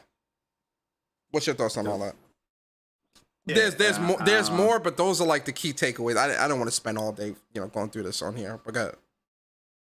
Yeah, so what you want to talk about the whole Plus first before we talk about the whole entirety? No. I was saying those are the key takeaways was the 3.3 million. Oh, okay. And that. So we don't have to spend too much time on this, but if you want to give your thoughts real quick, you can. No, I ain't gonna spend as much time. But I mean, listen, Mary, what have we been saying for the longest? Like, obviously, Plus is gonna fluctuate up and down, depending on what they offer, and also when you put your games on other platforms. I mean, some people might be turned away from that as, I don't need to really invest as much or really dive deep into this ecosystem like that, where normally I'll have PlayStation Plus, but if you're gonna put your games and announce your games multiplayer wise coming to PC day one as well, why would I subscribe? So that's gonna affect it. Also,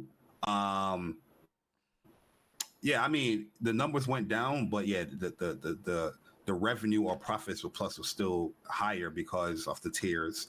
Obviously, the big takeaway is like profits fell 49%, and their reasonings was like, of course, increasing costs when it comes to development, producing certain things. The acquisition of Bungie, that's still going on. And no, that closed already. Yeah, but they actually said that in their that it was messing with their prop. Yeah, you're right. It's also the acquisition of Bungie and their foreign exchange rates, which a lot of people undermine and dismiss. But that's a big issue as far as well, because Sony is a Japanese company that's also worldwide, that have different branches or different headquarters in other parts of the world. So when you're actually converting the money over to the region where they have a headquarter in, it's obviously you're going to see a dip because the yen is not as strong as it once was, like back in the day or whatnot. And they also said in the decrease in the first party sales, non-first party sales, and DLC. Yeah. So that was a part of it as well. But at the end of the day, I don't really see any bad news out of this. People's going to look at the whole profit stuff, but their reason is very logical. With the profits fall. But PlayStation 5, 25 million. And they're still forecasting the 18 million within a year. No, they're actually forecasting past that now. So, really? So there was news that came out. This came out this week as well. So PlayStation actually, they're saying, I shared it on the screen. So Sony says that PlayStation 5 price increase has not impacted consumer demand. Demand is still so high that Sony now expects to beat their goal of 18 million PS5 consoles sold this fiscal year. And that could be also like, what is it called? Is it called like Blue Ocean strategy, where they're trying to build up the demand of it? So when people know that something is highly demanded, they want to get. They want it as well. Yeah. That's a good point. That could be a part of it. I don't know if it's blue or it's red. I always mix the color up with it. But I can see it though. I can see it because they have a Call of Duty bundle, they have a Horizon bundle, and they also have a God of War bundle. So when Black Friday come, holiday season time come, if they can get these consoles into these stores and have them stay into the stores, and people see that stuff, of course they're going to pick up a PS5, knowing that it's a very popular system, knowing that it's a very demanding system. They're definitely going to pick it up. So I can see them hitting it, because in this quarter they sold like 6 million or 5 million in this quarter alone, on top of the 6 or 5 million from there. So they're already almost there at that point. They talking about 18 million or surpassing 18 million throughout the year. So the biggest year of the season. The reason why they're saying that it could surpass it, because they're looking at where they stand now, and the biggest year for them, which is Q3, the holiday season, they're looking at it like, okay, we're going to sell these consoles and we're going to sell them abundantly. So I can see it. Yeah, I can see it as well. Especially with the big games that's releasing, I could definitely see them getting to that past that 18 million mark for sure. Especially since we're seeing it. Blue Ocean strategy. Yeah, I know. It's one of them. Yeah, and we're already seeing, PlayStation 5s be readily available as well. So It's a good thing. But let's get to some quick rapid fire news real quick, Bari. Yes. Just in the interest of time. So the first bit of news is Gotham Knights patch notes. So one of the biggest issues with Gotham Knights is that it was the performance, frame rate issues, instabilities, and things like that. Gotham Knights did release a patch on November 3rd, which was Thursday, which fixes the following things. So further optimization to improve frame rate stability, implemented dynamic resolution, crash fixes, and server-side update to help address co-op connection stability. And I played Gotham Knights yesterday for about 2 hours. It's better. Especially riding the bike. So one of the biggest issues that I experienced with Gotham Knights was that when I was riding the bike, especially over bridges and things like that, that was when I saw a lot of the frame rate issues as well. Also gliding through the air, especially in more heavily populated areas, you experience the frame rate issues. Doing those things, it wasn't as bad as when I was originally playing it, going for the platinum, but I definitely still experienced subtle frame rate issues and dips. What about you? There. Yep. And then I agree. That's it. You didn't want to add nothing else? No, I'm saying I agree with you. Oh, yeah. 'Cause I was playing it for a little bit as well. It's definitely an improvement when it comes to riding a bike. Especially when you're crossing over to the bridge to like a different part of like Gotham, you definitely notice it before, but now you don't really notice it as much. But there's still some hitches here and there, like when you're using your grappling hook. I was noticing that stuff there. But overall, what I want them to fix is fix some of Robin's hitboxes, man. Especially when it comes to his heavy moves, man. There's still that one move that just completely misses. And yo, it is yo, it's rough as a Robin player to have a move whiff and dudes just punch you because that move just whiff like that. Like I don't know what the hell is going on with that move, bro. It doesn't have like a hitbox because it don't matter how close or how far the enemies is. That the rod that he has, it's just gonna completely miss. And the enemies is just punching right you through. It's like, yo, how was it just missing, bro? It's weird, man. It's weird. But overall, this is a good start, in my opinion. I agree. Very good start. And then the next bit of quick news, man. This is big news, Bari. So the Last of Us TV show has officially gotten a release date, man. We know that this is gonna be streamed on HBO Max, and so the release date for this, Bari, is January 15th. 2023. Man, that's gonna be a great time. That's gonna be a great time. Hopefully, I got faith in this show, man. So you know, I think we're gonna knock it out the park. Neil Druckmann and the team, they're saying that it's gonna be amazing. So we're gonna see, man. So January 15th, 2023, guys, The Last of Us show on HBO Max. And then the last bit of news, which is actually a bit bittersweet for me.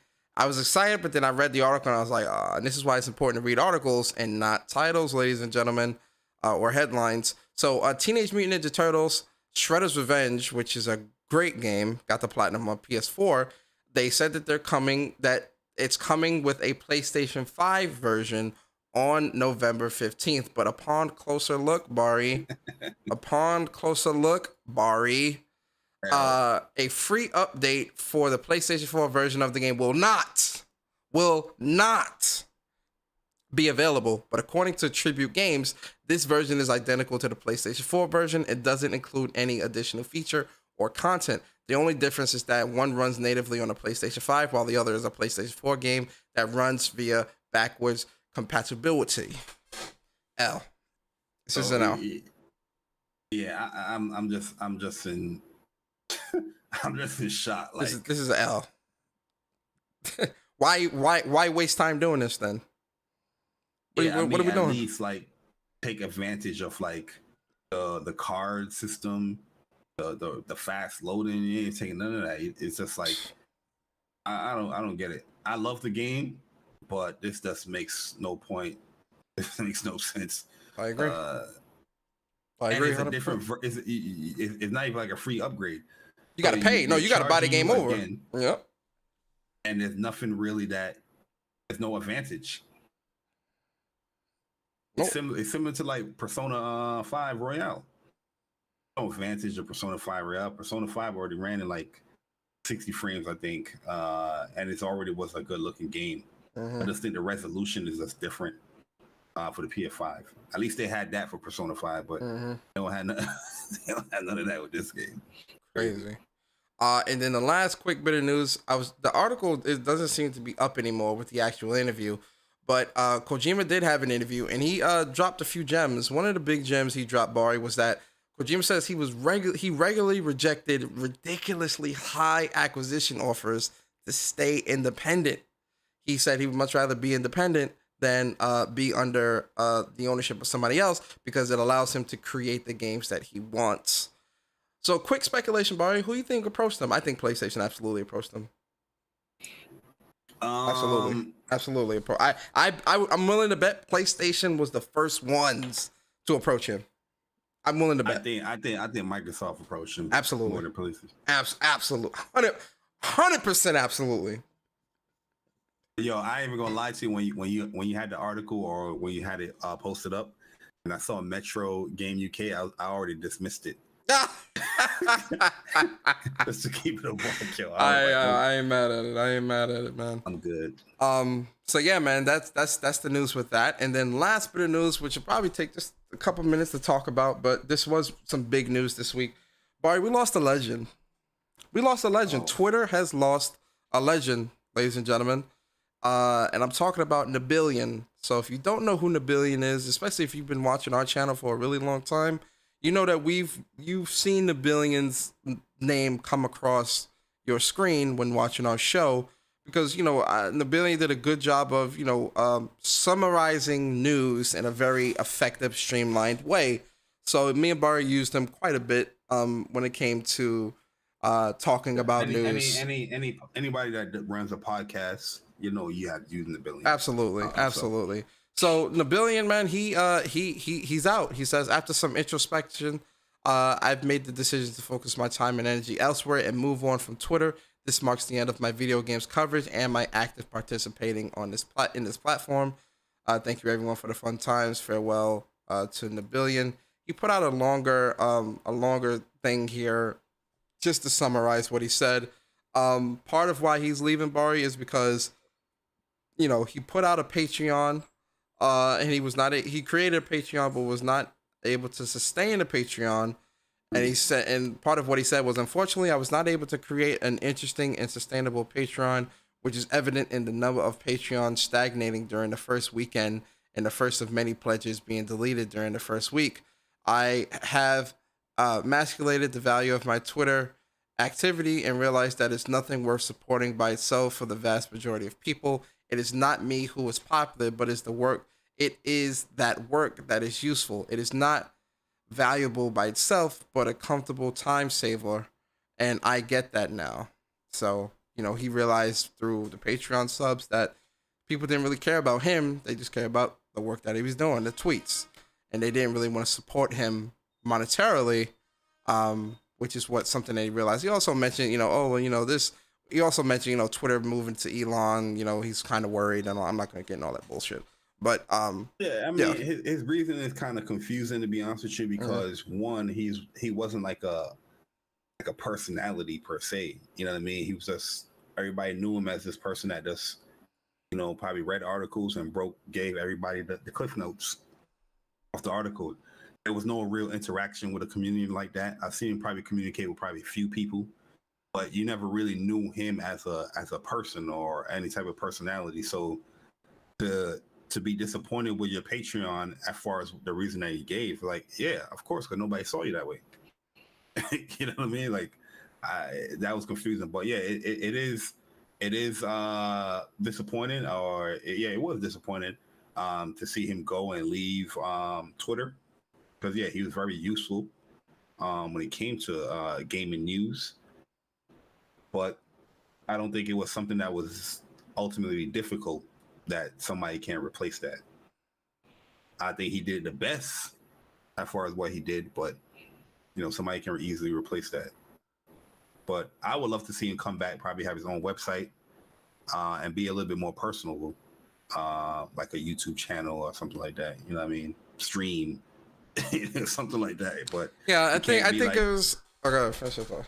You can't be like, let me jot gaming news info from an article, and Patreon is about, let me jot in gaming news information from an article that you already put on Twitter.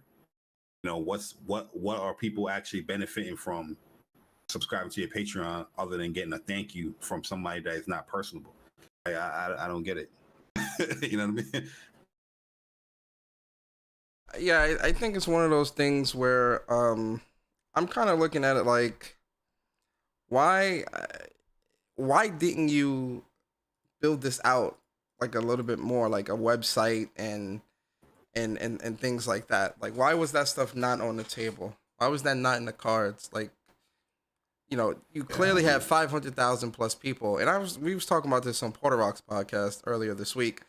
I hate to see him go because I think he was a great thing for the community in the gaming community, and I love the work that he did. But you had almost 1,000 Patreons at $1 and $3 a pop. My brother, that's north of what? Almost depending on how many sub to which one, between $1,000 and $3,000. What? Crazy. Shit is crazy. But yeah, that's he did great work though. I'm not he did gonna absolutely great work. That, but it's just like, brother. He did absolutely great work. I love the work that he did, 100%. But let's cut the cap. Let's cut the cap, brother.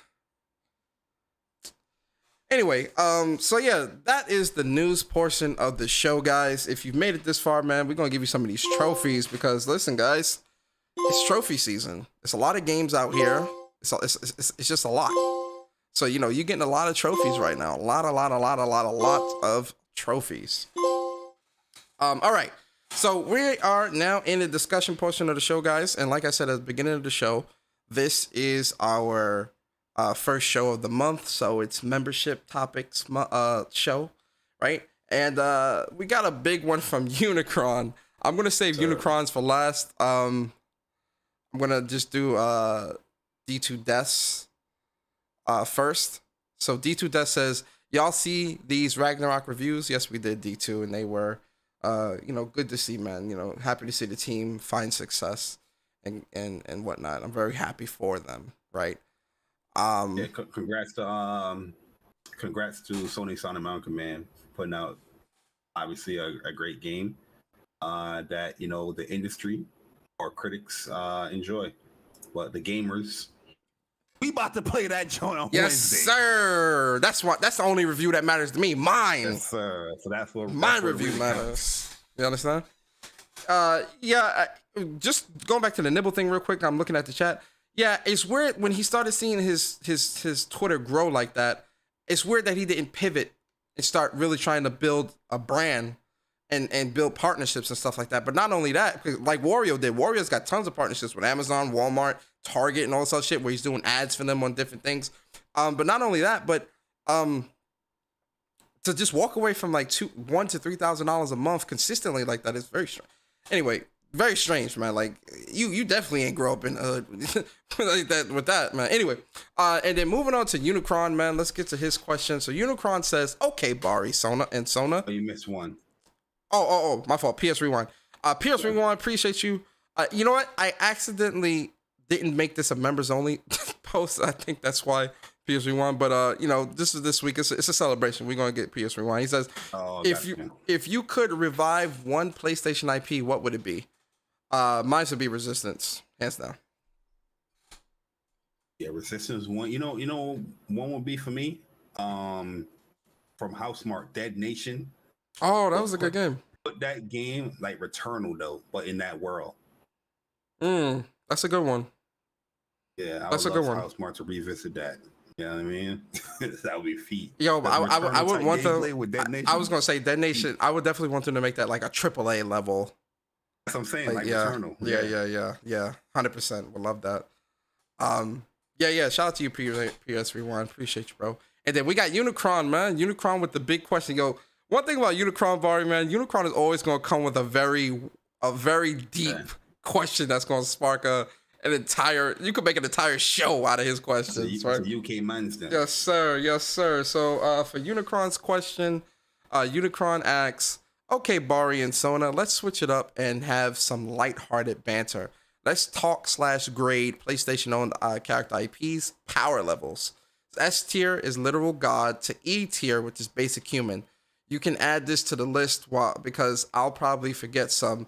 Basic rules apply. They can only be as powerful or use weapons that they've used in their own games. They must be a character with a name and a personality. I don't think Bloodborne guy can be eligible. Lastly, we must be able to use / be them in their own game." All right, makes sense. So he's got a nice list here, Bari. So Kratos from God of War, he's S tier. He's a god. I think everybody that he lists here, from Kratos to Cat to Cole to Destin to Delsin, is S tier. Abigail though, Fetch. Wait, you would put Cat from Gravity Rush as an S tier god? You would put her as a god, bro? She has gravitational powers, bro. Legend kind of compared to the PlayStation characters that's on this list. That's what I'm saying. I could just compare it to gaming and overall. That's what his question is, right? Like, yeah. He's making it seem like it's a PlayStation owned character type of thing. Yeah. Okay, so Kratos S tier, Cat S tier, Cole McGrath, Infamous is definitely Cat S tier. Delson Rowe S tier because he could literally steal other people's abilities. So yeah, that's S tier. Everybody ability. Fetch I put as Abigail Fetch Walker from Second Son. I'd put her at B tier. She's only got I mean the neon powers were good. She fast. Yeah. Nathan Hale, I would put him as A tier as well because remember he became a chimera. He got their abilities and shit. He got stronger. I put him as a strong A tier. Yeah, he's an A. And resistance is OP. I was gonna say that auger with the shield. Come on, brother. That's definitely A tier. Emmett Graves from Starhawk. I'd put him at a B. Strong C tier. C. Okay. Nariko from Heavenly Sword. She's A tier. Oh no, she could be. No, that's. Well, she legit. She gonna kill herself, but she S tier, bruh. That girl was that Heavenly Blade. That chick. Heavenly Sword was amazing. Yeah. Heavenly Sword. Yeah, it was powerful as hell. Ratchet and Clank.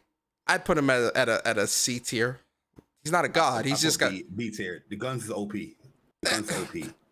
Yeah, but you shoot him up, but you shoot. Could teleport you. Yeah, but you shoot Ratchet up a couple times, man. He going die, man. Nah, I'm putting him in C. Ratchet got armor. He got shields. Come on. His arsenal, I think, will make him a B tier. I'm keeping him at C. I'm keeping him at C. Me and Persona, our tier list is different. That's not. Yeah, I'm keeping him at C. Jack and Daxter, B. Because remember Dark Jack? B tier, yeah, B tier. Yeah, B, yeah. Sly Cooper, C. B. Nathan Drake from Uncharted. Yo, this dude S tier, bruh. You understand? You understand the close calls this man has had in the games, bro? I put Drake S tier. Bro, this dude's got to be one of the luckiest guys. Bro, the heights that this man has dropped from and not died or not broken any bones is amazing in itself. Bullets that he has survived. Yo, facts. This dude cannot. Yo, Nathan Drake is definitely S tier. Chloe Frazier from Lost Legacy, S tier. S tier. A? Okay. Chloe getting body. She ain't as lucky as Drake. I give you that. I give it A tier. Deacon St. John from Days Gone. B. He's a good killer. Yeah, I put Deacon at B. He's crafty, B. Very crafty, sneaky. Yeah, good stuff. B. That man can make a Molotov that can kill. Oh, Bob. Yo, facts. Gabriel Logan from Siphon Filter. Gabe. I don't have too much history with Siphon Filter outside the first one. I mean, so he's a well. Automatically, I'm gonna say D. Okay. Aloy from Horizon Forbidden West. A. Absolutely A. Especially if we're talking Zero Dawn. Well, if she still had the armor from Zero Dawn, that was the all-around shield, she'd be S tier. She would absolutely be S tier. Dawn armor and Forbidden West abilities. That's S tier. Yeah. S tier. Yeah. I'm giving her the S tier. Fuck that. Yeah, I'm giving her S tier. She might be S tier. Sam Porter Bridges, Death Stranding. He D, man. I ain't fucking with that. The man is a D. I don't know. I didn't finish Death Stranding, so I'm gonna put it. Listen, the man delivering packages. It's a D. Sir Daniel Fortescue from Medieval. He's A. Because he's undead. Yeah, he's undead, right? Yeah, he's A. Yeah, I can see him at A. Parappa the Rapper. B. C. Hey man, listen. Them raps could get you out of a jam, brother. I give him a B. I give him a B, man. If he get jammed up, that man can rap his ass off, man. He get up out of that. I give him a B. Yeah. I'm gonna give him a B. Astrobot. B. No. I'll say this. C. Astrobot Astro itself is B. Mm-hmm. But Sat Boy, S tier. Sat Boy. Oh can yeah, legit because he become could just put. anybody he wants to. Yeah, he could, and he get their abilities and stuff. Yeah. The chat is saying Jin Sakai. I mean A. Yeah, Jin is A. T the Ghost. T the Ghost, man. Yeah. Only reason why I won't give him S is because, you know, he's still immortal, but Jin Sakai is definitely I would even give Jin Sakai an A+. Yo, Jin if Jin has all of the Legends ability, then he's an S. He's an S. Okay. Oh, here's a good one. Is cheap as hell, yo. Here's a good one, Bari. Knack. Knack A. Knack is a strong A. Yeah, he's a very strong A. Knack has different different type of knack. So you got like the ruby knack that has the vampire abilities, the emerald knack that has the more defensive ones. Knack is actually kind of OP, to be honest. Yeah, because he can destroy himself and put himself back together and all that. So like he can't really truly die unless you get to the orb. A lot of attacks and stuff. Yep. He might be low key a S tier, bro. He might be S tier, bro. Real rap. Yeah, think about it. Thinking back to Knack 1. Yeah, I can see that. You can remember in Knack 2, he has the all of the Knacks. He got the overgrown ability too, where he can get super big and all that too. And in that form, he can just go small. You know what I mean? Yeah. True Virgil said Ellie is E tier. Nah, I give Ellie. Bro, Ellie. No, Ellie is no B. Ellie is an S. Bro, Ellie can survive the goddamn infected. She can breathe the spores and shit. Oh, are you kidding me? That's an S tier.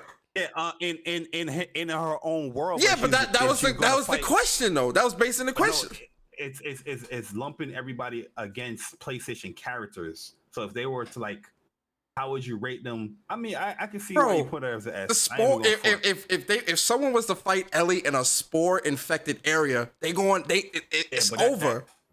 That's a very specific battlefield. You know what I mean? Like put Ellie against Kratos.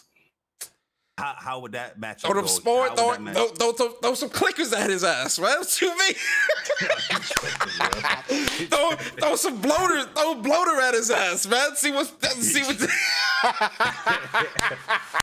I throw a bloater at Kratos' ass, boy. What you mean? I'm sticking with S for Ellie, bro. Yo, Ellie is literally the cure to the apocalypse, bro. This is a walking cure. I'm giving Ellie that S. It don't matter, bro. Yo, Ellie is absolutely an S tier. She's definitely an S tier. She a god out here, bro. I'm giving Ellie S tier, bro. I'm giving Ellie S tier. Fuck that. She get S from me. What about Joel? Yeah, that man's a killer. If you putting Ellie as S, Joel got to be an A because he actually died. Yeah. Okay. Fair enough. Oh, no, fair enough. Fair enough. Yeah, I accept it. I accept it because listen, Joe can't breathe in the spores. If Joe get bit by a bloater or a clicker or whatever, he gonna turn and die. So absolutely, I give you that 100%. Joe A tier. You know who's also S tier? Who? Who? What about Bari? Sir Galahad, the Order. Oh, I put Sir Galahad as like a B tier. It's more like he's a crafty fighter, superior weaponist or weapon specialist, but he's more focused. Against somebody like Ratchet and Clank, he's definitely getting busted because you know what I mean. The Ratchet and Clank weaponry is just way better. But yeah, I can see probably I put him a B tier. B tier. What about this is what I was gonna say is S tier though. Dart failed. Who'll say that? Is S tier. Say Dragoon. Oh, okay. My man Dart. Dragoon Spirit. OP as hell. Definitely, in my opinion, S tier, and that's a PlayStation own. Yeah. So that's one thing that he left out. Galahad could beat Deacon. Yeah, I think Galahad could beat Deacon. But I put Galahad as B tier as well. I think I see Galahad beating Deacon. Yeah, I could definitely see Galahad beating Deacon St. John. I'm trying to think of like a couple of other quickly mascots. I think that's all I can think of right now with like PlayStation IPs. Yeah, that's all I can think of right now. You also got like White Knight Chronicles. There's level 5 that made it, but that's their IP. Hey, well, real talk. Yeah, I'm about to do Cloud too, man. Listen. Oh, Cloud S tier, S tier. I give Cloud S tier. Cloud definitely S tier. S tier. Oh, Returnal. Where would you put Celine? S. She can't die. S tier for real. Yeah, she S tier. She can't die. Yo, she S tier for real. Yeah, bro. yeah. Oh, Spider-Man. And Miles Morales. Spider-Man S tier. S tier, absolutely. S tier. Absolutely. Listen, we are very kind when we tier these games, or these characters. Wolverine. S tier. A tier. Hey, cut it. Come on, bro. Stop, bro. I need you to stop. Bari, what I need you to do is stop. You're not about to put Spider-Man in S tier and not Wolverine. Not when he's got adamantium and healing factor. We're not doing this. We're not doing this. You're out of your mind. You're out of your mind. You're out of your mind. You're out of your mind.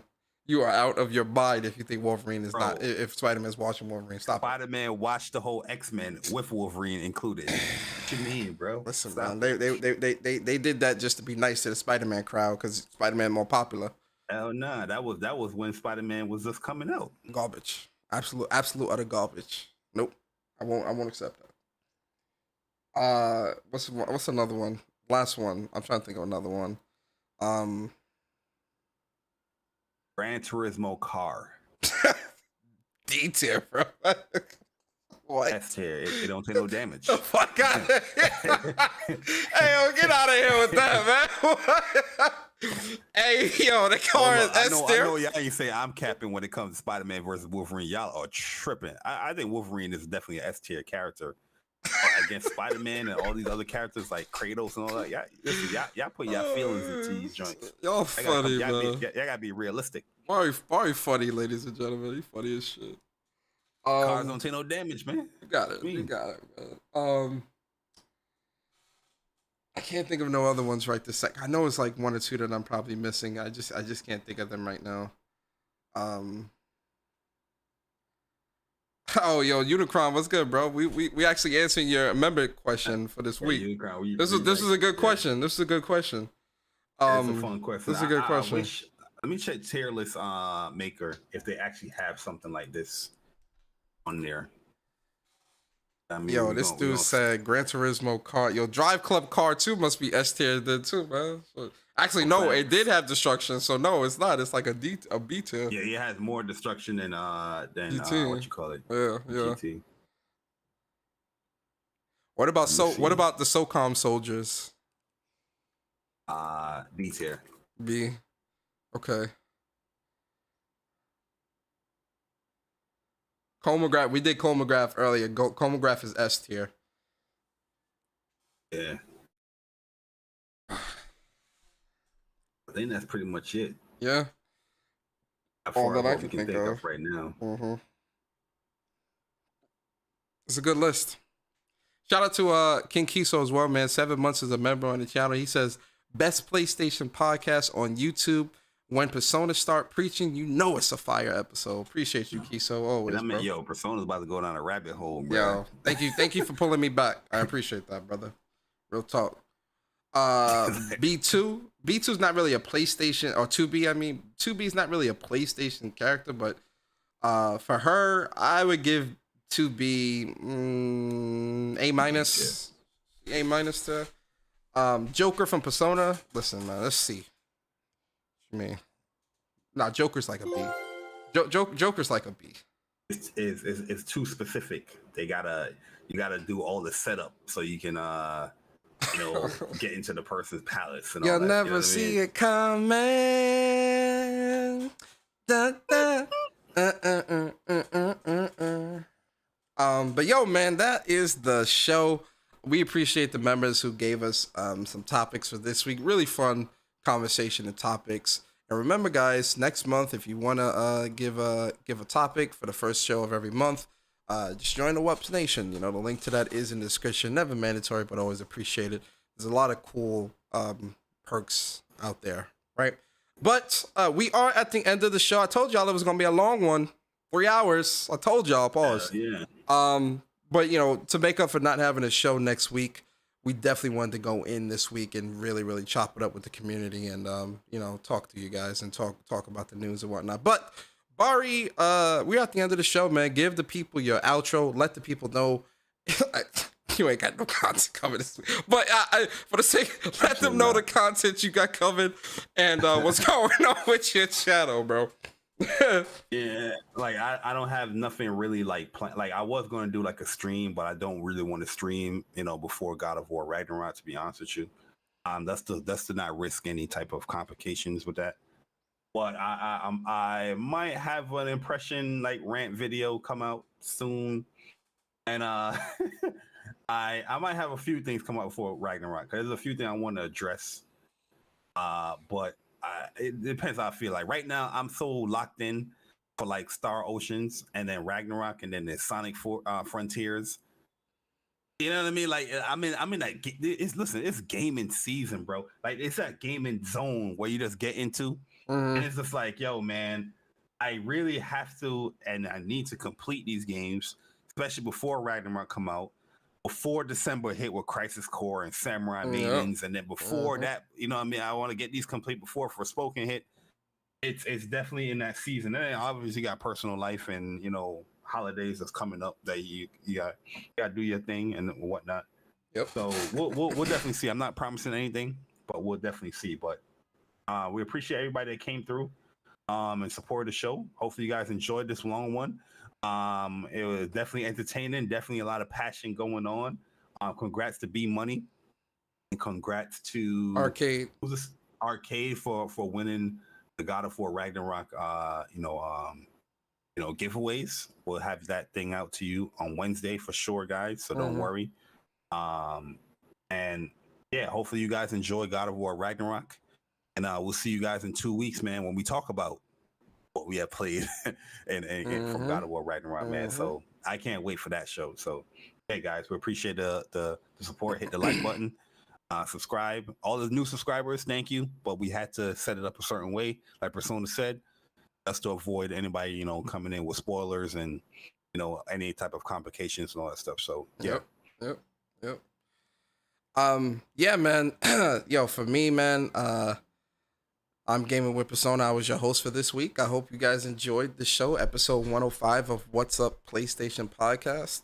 And for me, what I have coming to my personal channel is I am going to do some Uncharted Sunday this Sunday. I'm going to stream a little bit in the morning, some Uncharted Sundays. Because listen, guys, I need that shooter fix, man. I don't have COD. I'm not picking up this COD this year, and I don't want to play the old CODs, but I do want to play a shooter.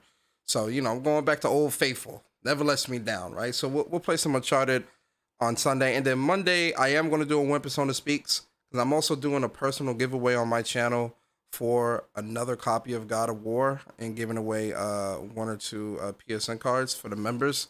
It's membership giveaway month. So, I want to make sure that y'all good out here as well.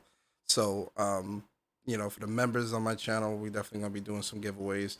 I might have a 10 or 2 for the subscribers as well. I got y'all. Then honestly, really and truly, I'm not doing no other content next week on my channel. I'm doing the stream Monday. I'm doing a stream Sunday. Doing a stream Monday, and then that's it. And the stream Sunday is tentative, because I got to make sure I got the crib and everything in order and handle do some responsibility stuff and all. Like I'm on vacation from work all week, so yeah, I'm getting ready for God of War. I might, this is a big might, guys, I might also put out a first impressions video for God of War like Friday or Saturday of next week. Who knows? I might. Or I might just do it the following week and just spend all my time playing the game. So we'll see. But it's God of War. It's God of War season, guys. It's gamer season. We got Sonic. We got Star Ocean. We got God of War, Evil West. Oh, that was what I forgot to talk about. So Evil West has co-op. Me and Bari are going to be doing a WUPS game night number 2 with Evil West. Probably not in November, probably most likely December. Evil West comes out November 22nd. We'll probably do it in December, though, where we'll do like a nice little WUPS game night. Obviously before Crisis Core, because, once Crisis Core comes out, that's all that matters. So, yeah, that was pretty much it, guys. We hope you enjoyed this show. If you did, like, comment, and subscribe. We appreciate the new members, Tricelsius. I appreciate all the members here on WUPS Nation and all the subscribers as well, and the people that come in, tune into our show every week. And I hope you guys enjoy the weekend, man. Be safe. And always remember, guys, What's Up PlayStation Podcast is a podcast for the community, by the community, right? Y'all be safe. Enjoy your weekend. And, God of War next week. Also, B-Money and Arcade, do not worry. Like Bari said, Wednesday, you will have the game in your hands. You do not have to worry. We are men of our word. So, don't worry about that. We got you. But all right, guys, have a great weekend. We'll see y'all in 2 weeks. Remember, guys, no show next week. So the next What's Up PlayStation podcast is going to be on November 19th. That's that Saturday. The Saturday of the 19th is when we'll be doing our show. And that's going to be a big show, too, because obviously, we're going to be giving our impressions and thoughts on God of War. And I'm, talking about that and a bunch of other stuff. So that's going to be a great show.